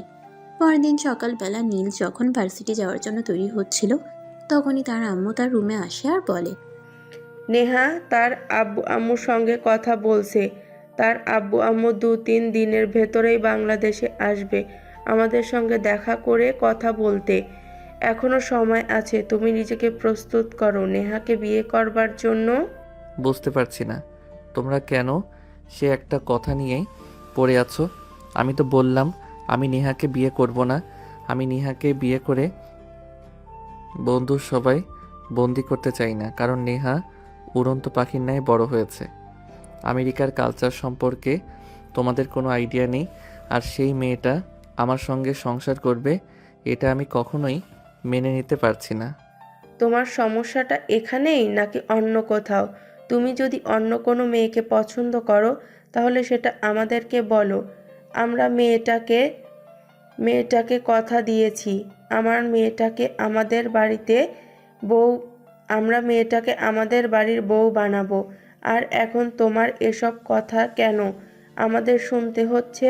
তুমি যদি অন্য কোনো মেয়েকে পছন্দ করো তাহলে সেটা এক্ষুনি তুমি আমাকে বলো, তা না হলে কিন্তু তোমার সঙ্গে এমন কিছু হবে সেটা তুমি কল্পনাও করতে পারবে না। আমার পৃথিবীতে কোনো মেয়েকে কখনোই পছন্দ হয়নি, আর ভবিষ্যতেও হবে না। তোমরা কেন সেটা বুঝতে পারছো না? কেন শুধু শুধু তোমরা আমাকে ডিস্টার্ব করছো? আমি প্রেম ভালোবাসা ও সব কোনোদিনই বিশ্বাস করিনি। আর তোমাদেরকে তো আমি বললাম আমার কোনো সমস্যা নেই, শুধু আমি পড়াশোনা শেষ করে নিজের পায়ে দাঁড়াতে চাই, তারপর বিয়ে শাদী নিয়ে চিন্তা করতে চাই। ব্যাস এইটুকুই তো, আমার তো আর কোনো প্রবলেম নেই। এইটুকু যদি প্রবলেম হয়ে থাকে তাহলে আমি তোমাকে বলবো নেহা কোনো বাচ্চা মেয়ে নয় যে তোমার পড়াশোনায় ব্যাঘাত ঘটাবে। তাছাড়া সে নিজেও একজন স্টুডেন্ট, সে এখনও পড়াশোনা করছে, সেও পড়াশোনা শেষ করবে। তাছাড়া তার বাবা বিশাল বিজনেস, সেটার দেখাশোনা সে এখন থেকেই করছে। তাহলে তাকে বিয়ে করতে তোমার সমস্যাটা কোথায়? আমি তোমাদেরকে আর কতবার বলবো আমার কোনো সমস্যা নেই। সমস্যা শুধু নেহাকে নিয়ে। নেহা এখন আবেগের বশে কথাগুলো বলছে। সে যখন সময় হবে তখন কিন্তু সেই সব কিছুই করতে পারবে না। তখন তুমি নিজেই বলবে নিজের কপালে নিজেই কুড়াল মেরেছো। কারণ এখনকার যুগের শাশুড়িরা সবসময় ঘরোয়া বৌমা চায়।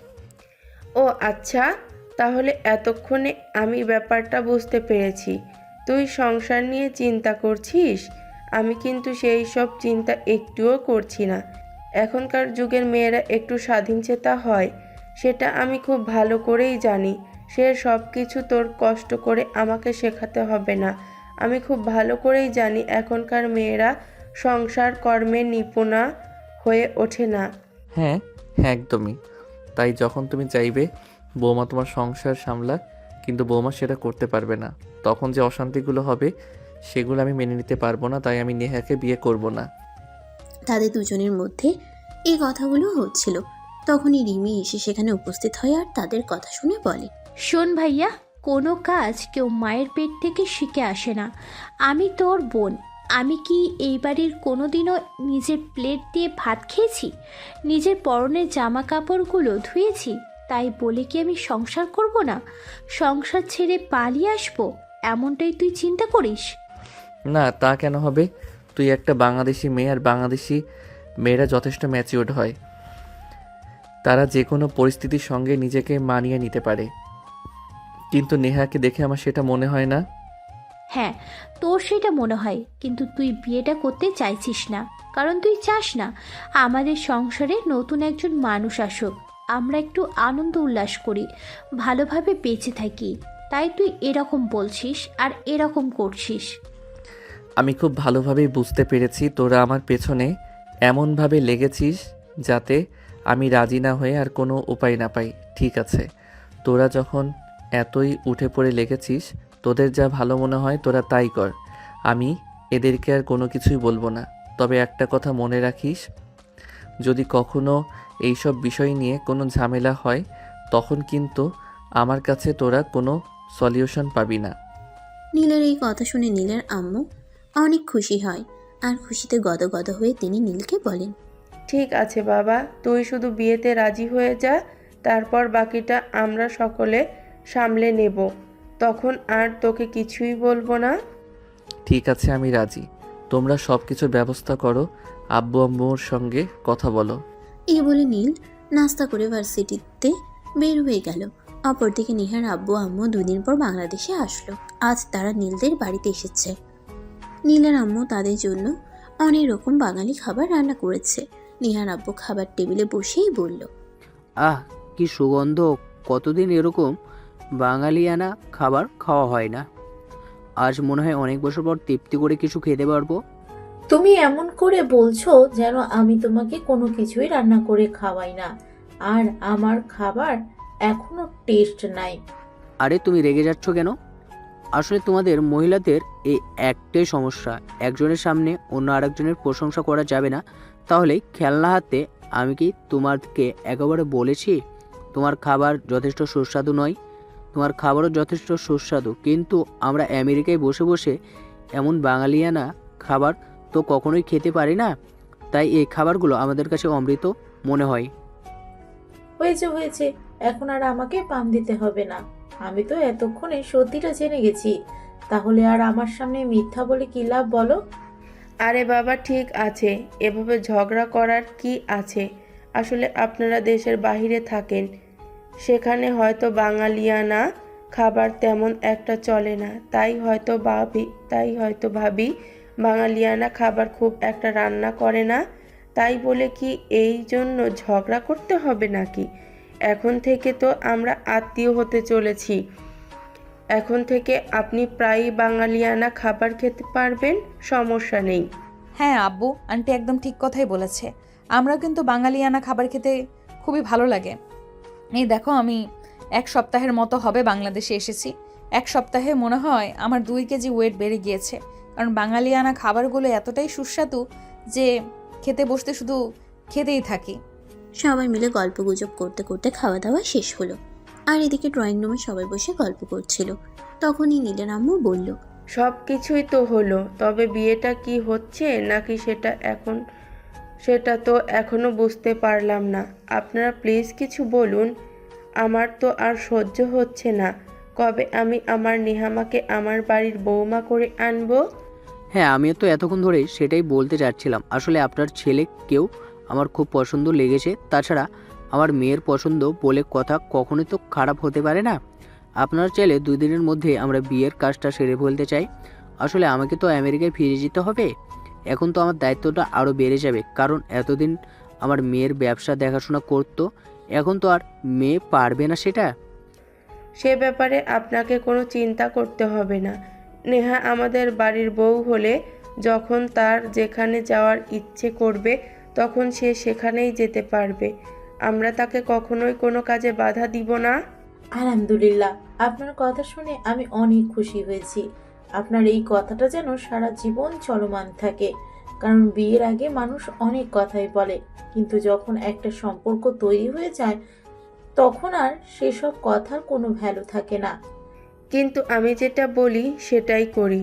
আমার কাজ আর কথার মধ্যে যদি কখনো কোনো তফাৎ দেখতে পান তাহলে সেটা বলবেন। আমি আপনাদের কথা দিলাম, নেহা বিয়ের আগে যেমন আপনাদের মেয়ে ছিল, বিয়ের পরেও ঠিক তেমনিই থাকবে। আমি আমার ফ্যামিলি আর আমার ছেলে তাকে কখনোই কোনো কিছুতে বাধা দিব না। আচ্ছা ঠিক আছে, সেসব না হয় বুঝলাম। এখন আমি যে বললাম 2 দিনের মধ্যেই বিয়ের কাজটা সেরে ফেলতে চাই, সে ব্যাপারে আপনাদের মতামত কি? কোনো সমস্যা নেই, আমিও অফিস থেকে এই 1 সপ্তাহের ছুটি নিয়েছি। শরীরটা একটু খারাপ হয়ে যাচ্ছে, তাই আপনারা চাইলে 2 দিনের মধ্যে বিয়ের কাজটা সেরে ফেলা যাক। ঠিক আছে, তাহলে তাই হবে। বলতে বলতে তাদের কথাবার্তা আর খাওয়া দাওয়ার পর্ব শেষ হলো। সেদিনকার মতো নেহার আব্বু আম্মু বিদায় নিয়ে সেখান থেকে চলে গেল। তারা একটা গেস্ট হাউসে উঠেছে।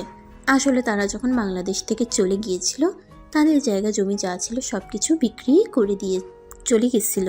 তাছাড়া বাংলাদেশে এখন আর তাদের সেরকম কোনো আত্মীয় স্বজন নেই, আর যারা আছে তাদের সঙ্গে যোগাযোগ নেই।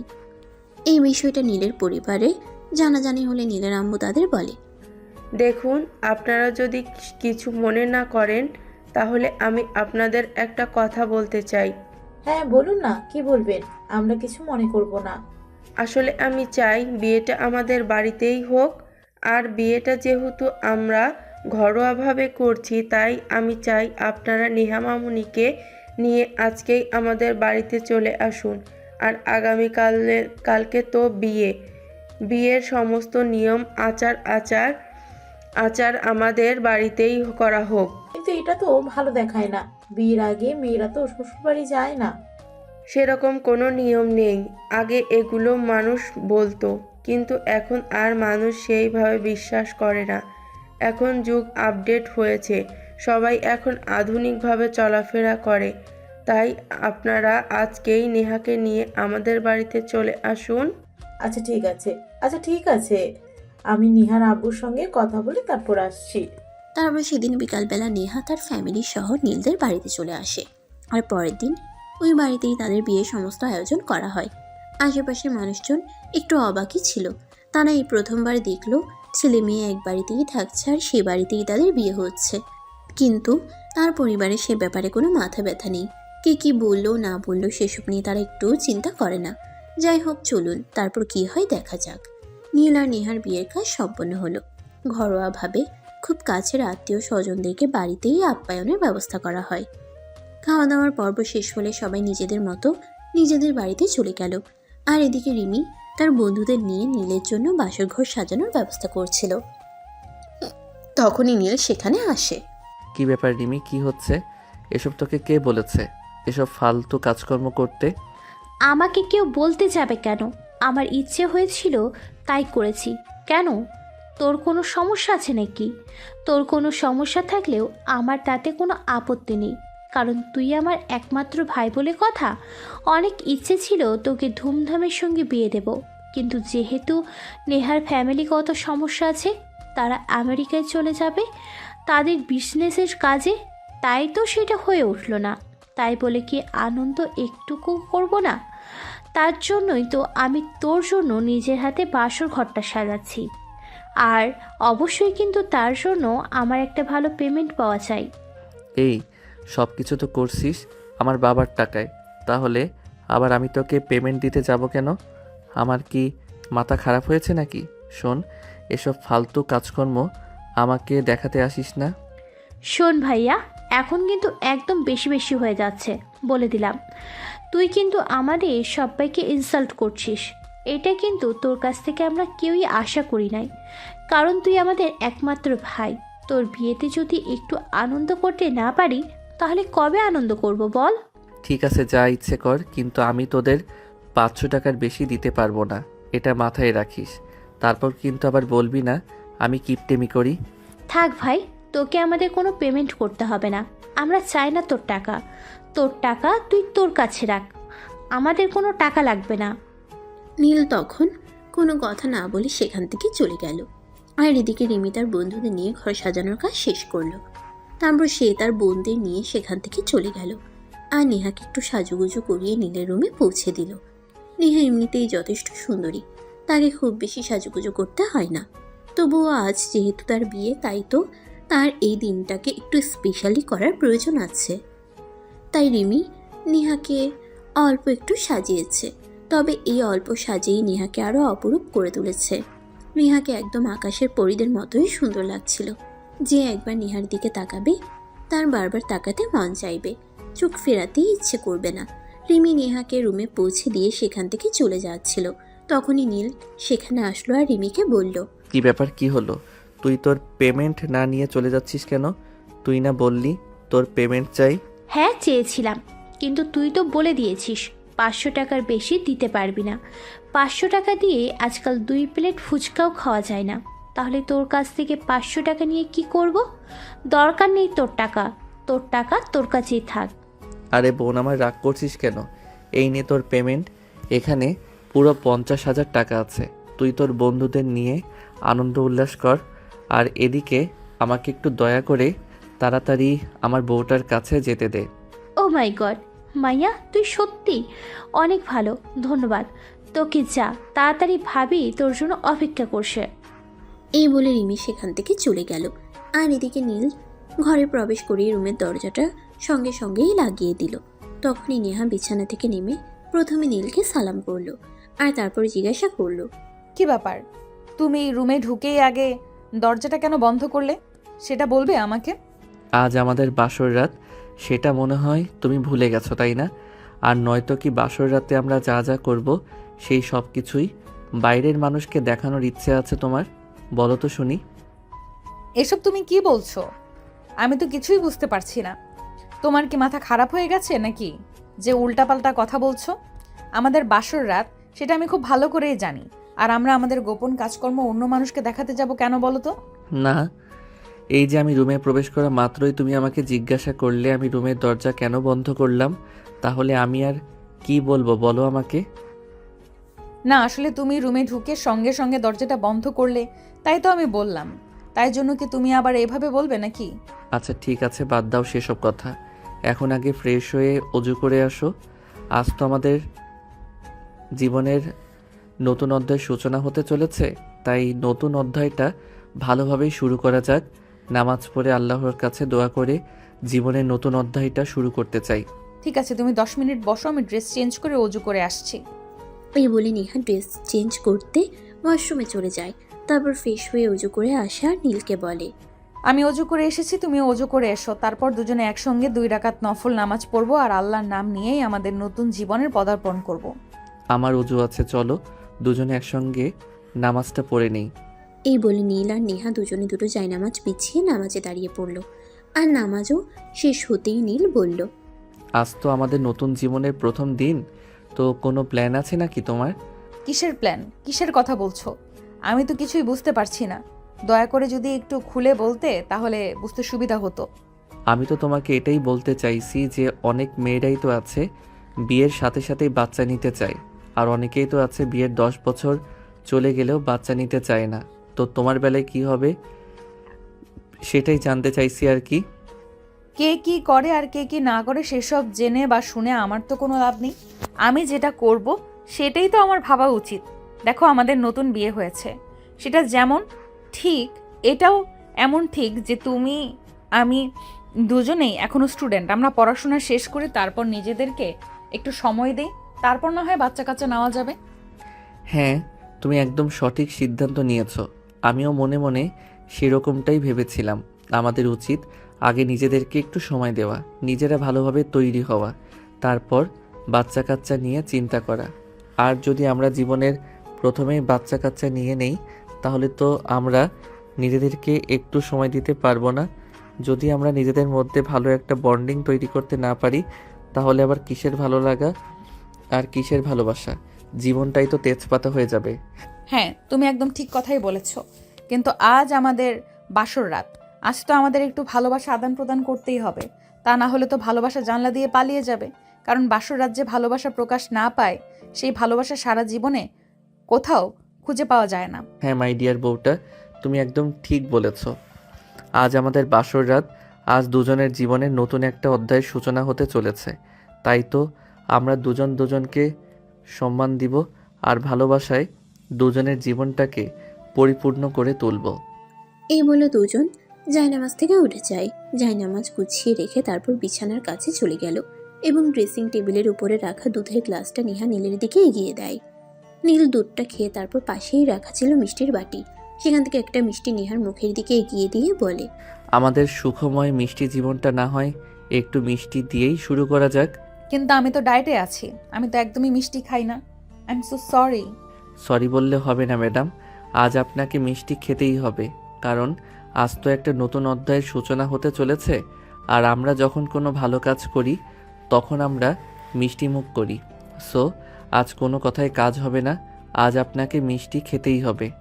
এই বলে নীল নেহাকে জোর করে এই মিষ্টিটা খাইয়ে দিল আর তারপর সোজা পাজা কোলে তুলে নিয়ে বিছানার উপর ধপাস করে ছেড়ে দিল। তখনই নেহা চিৎকার দিয়ে উঠল, ও মা গো, বাবা গো, মরে গেলাম গো, আমার কোমরটা একদম ভেঙে গেল। হায় আল্লাহ, এটা তুমি কি করলে? আমার কোমরটা ভেঙে দিলে কেন? একদম ইয়ার কি করো না, আমি তোমাকে বিছানার উপর শুইয়ে দিলাম আর তোমার কোমর ভেঙে গেল। এসব ফালতু কথাই কিন্তু কোনো কাজ হবে না। আজ আমি তোমাকে কোনোভাবেই ছাড়ছি না।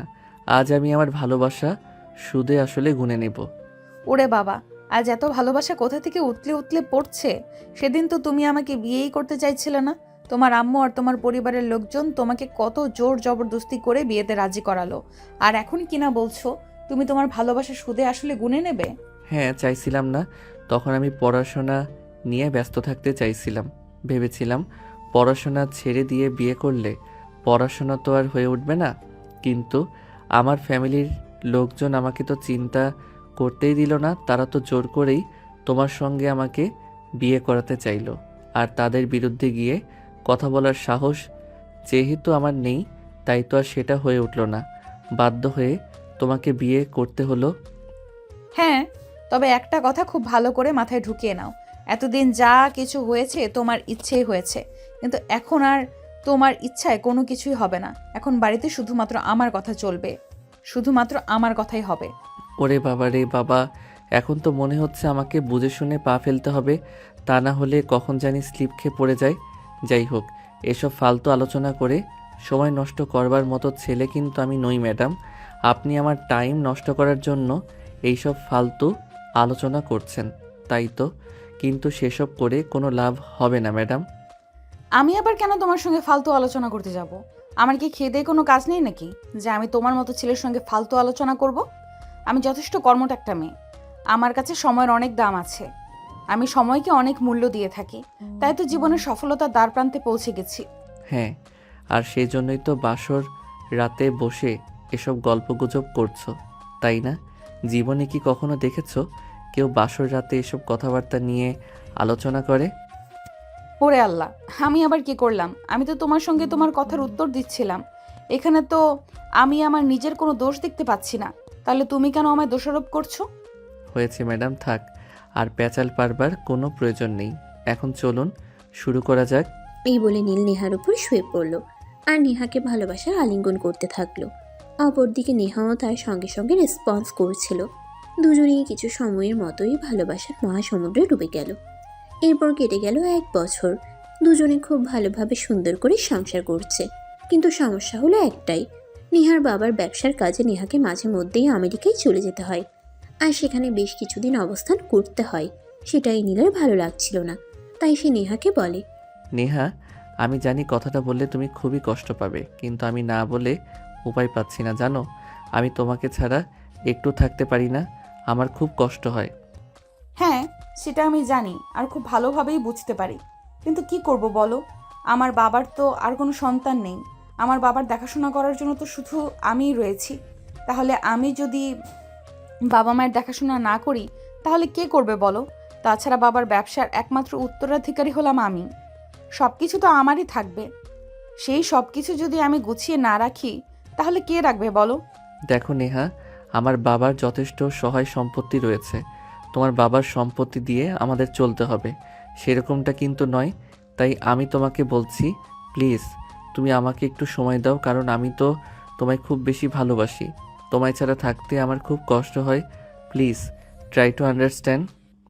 এগুলো নিয়ে দুজনের মধ্যে কথা কাটাকাটি হচ্ছিল। তখনই নীলের আম্মু সেখানে এসে উপস্থিত হয় আর বলে, নীল, তুমি কিন্তু একদম ভুলে যাবে না, তোমার শ্বশুরমশাই আর তোমার শাশুড়ি মাকে আমি কথা দিয়েছিলাম, নেহা বিয়ের আগে যেমন ছিল বিয়ের পরেও তেমন থাকবে। আমি একবারও সে ব্যাপারে কিছু বলতে চাইনি, কিন্তু সে তো আমার বিয়ে করা বউ। আমি কেন তাকে ছাড়া থাকবো? ও আচ্ছা, এই ব্যাপার, বুঝতে পেরেছি। ঠিক আছে, সমস্যা নেই। আমাদের অফিস তো তোমার আব্বু সামলে নিতে পারে। তুমি চাইলে নেহার সঙ্গে যেতে পারো আমেরিকায়। না আম্মু, সেটার কোনো প্রয়োজন হবে না। আমি আব্বুর সঙ্গে কথা বলবো এবং আব্বুকে বলবো আমাদের ব্যবসার বাংলাদেশের যে প্রতিষ্ঠানগুলো রয়েছে সেগুলোই একটি প্রার্থী, আর আমেরিকাতে যেসব প্রতিষ্ঠান রয়েছে সেগুলো অফ করে দিতে, আর তারপর বাংলাদেশে পার্মানেন্টলি চলে আসতে। কিন্তু তাতে তো তোমার আব্বুর অনেক লস হবে, সেটা কি ঠিক হবে? হয়তো তার জন্য আমার বাবাকে একটু আর্থিক ক্ষতির সম্মুখীন হতে হবে, কিন্তু সেরকম কিছুই হবে না, কারণ আমার বাবার টাকা পয়সা অনেক বেশি আছে, যেটা আমি জানি। তবে আমারও দেশ বিদেশে ঘুরে বেড়াতে খুব একটা ভালো লাগে না। তাছাড়া বিয়ের 1 বছর পার হয়ে গেছে, এখন তো সংসার নিয়ে একটু চিন্তা করা উচিত। হ্যাঁ, সেটা আমিও তোমাকে বলতে চাইছিলাম, কিন্তু তুমি মন খারাপ করবে তাই বলা হয়ে ওঠেনি। দেখো, আমাদের দেশে এরকম অনেক মেয়ে আছে যারা নিজেদেরকে সময় দিতে গিয়ে সন্তানের কথা ভুলে যায়, আর যার কারণে বর্তমান যুগে বাংলাদেশের অনেক মেয়েরাই মা হওয়ার ক্ষমতা হারিয়ে ফেলেছে।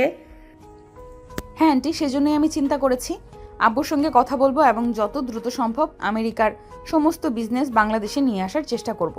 কারণ টাকা পয়সার পেছনে ছুটে জীবনের অর্থ বিলুপ্ত করতে চাই না। কারণ টাকা পয়সা সারা জীবন কামাই করা যাবে, তবে সন্তান না থাকলে জীবনের কোনো মূল্য নেই। হ্যাঁ নেহা, আমিও তোমাকে সেটাই বলতে চাই। দেখো, দুজনেই পড়াশোনা শেষ করেছি, বাবার ব্যবসার দেখাশোনা দুজনেই করছি। তবে এখনই আমাদের সময় নিজেদের সন্তান আর ভবিষ্যৎ নিয়ে চিন্তা করার। হ্যাঁ, একটা বাচ্চা কাচ্চা নেওয়াটা এখন খুবই জরুরি, কারণ বেশি সময় নিলে পরে হয়তো নেহা মা হওয়ার ক্ষমতা হারিয়ে ফেলতে পারে। এটা বর্তমানে বাংলাদেশের খুব কমন একটা প্রবলেম। তাই যা করবে তোমরা দুজন চিন্তা ভাবনা করেই করো, কারণ লাইফটা তোমাদের। আমরা জোর করে কোনো কিছুই তোমাদের ওপর চাপিয়ে দিতে চাই না। এই বলে নীলের আম্মু সেখান থেকে চলে গেল। আর তারপর নেহা আর নীল দুজনে মিলে সিদ্ধান্ত নিল নেহার বাবার সঙ্গে কথা বলবে। সে অনুযায়ী নেহা তার আব্বুকে ফোন দেয়। আসসালামু আলাইকুম আব্বু, কেমন আছো তুমি? আম্মু কেমন আছেন? ওয়ালাইকুম আসসালাম মামুনি, আল্লাহর রহমতে আমরা দুজনে খুব ভালোই আছি। তোমাদের কি অবস্থা? তোমরা কেমন আছো? আর তোমার শ্বশুর শাশুড়ি কেমন আছে? এই তো আমরা সবাই খুবই ভালো আছি। তোমার সঙ্গে একটা জরুরি বিষয়ে কথা বলার জন্য ফোন দিলাম। জানি না তুমি কি মনে করবে, কিন্তু আমার মনে হয় কথাটা বলা উচিত তোমাকে। হ্যাঁ বল, কিছু বলতে চাইলে তোমাকে আবার অপেক্ষা কেন করতে হবে? তুমি তো আমার একমাত্র মেয়ে, আমি তোমাকে সব কথাই শুনতে রাজি আছি। বল কি বলবে? আসলে আব্বু, আমি চাই তুমি তোমার বিজনেস এবং যা কিছু আছে সব কিছু নিয়ে পার্মানেন্টলি বাংলাদেশে চলে আসো। হ্যাঁ মামুনি, আমিও তোমাকে এরকম কিছু বলতে চাইছিলাম। আসলে এখন তোমার বিয়ে হয়েছে, সংসার হয়েছে, এখন তোমার উচিত একটা বাচ্চা কাচ্চা নিয়ে চিন্তা ভাবনা করা। এখন তুমি প্রতিদিন বাংলাদেশে আর আমেরিকায় দৌড়াদৌড়ি করে নিজেকে কেন সময় দিতে পারছো না, আর নিজের ভবিষ্যৎ নিয়েও কোনো চিন্তা ভাবনা করতে পারছো না। কিন্তু আমি বাবা হয়ে তোমাকে এই বিষয়টা কীভাবে বলবো সেটাই ভেবে উঠতে পারছিলাম না, তাই বলা হয়ে ওঠেনি। ঠিক আছে, কোনো সমস্যা নেই, তুমি চিন্তা করো না, আমি যত দ্রুত সম্ভব সব কিছুই ব্যবস্থা করছি। এই কথা শুনে নীল আর নেহা দুজনেই খুব খুশি হয়, আর তারা কিছুদিনের মধ্যেই আমেরিকার সমস্ত ঝামেলা চুকিয়ে বাংলাদেশে চলে আসে। এরপর চলে গেল আরও 2 মাস। ইতিমধ্যে নেহার শরীরে কিছু ব্যতিক্রমী প্রভাব দেখা যাচ্ছে। নেহার ইদানিং খুব বেশি শরীর খারাপ করছে, মাথা ঘোরাচ্ছে। তাই নীল নেহাকে নিয়ে ডক্টরের কাছে গেল।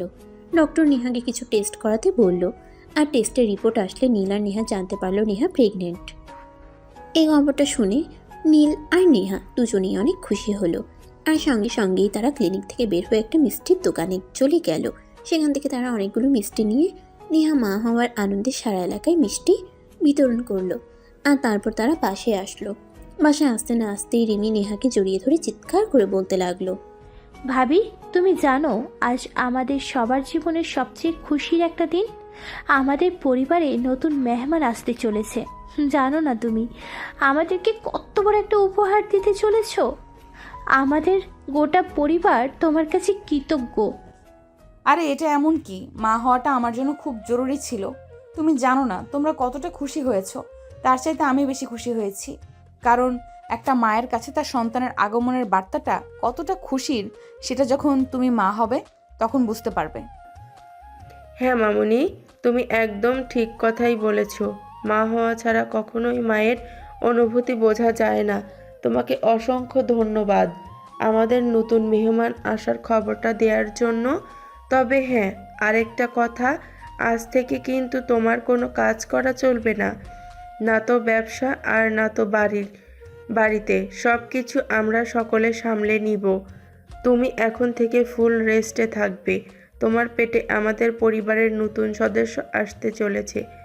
এভাবেই শুরু হলো নীলের পরিবারে খুশির জোয়ার। আর সবাই মিলে সুখে শান্তিতে একসঙ্গে বসবাস করতে লাগলো, আর অপেক্ষা করতে লাগলো কখন তাদের কোলে নতুন মেহমান আসবে। তো ভিউয়ার্স, আমরা আর তার জন্য অপেক্ষা না করে চলুন আজকের মতো বিদায় হই। দেখা হবে আবারও নতুন কোনো গল্পে। সে পর্যন্ত সবাই ভালো থাকবেন, সুস্থ থাকবেন, এবং গল্পটি ভালো লাগলে অবশ্যই কমেন্ট করতে ভুলবেন না। সমাপ্ত।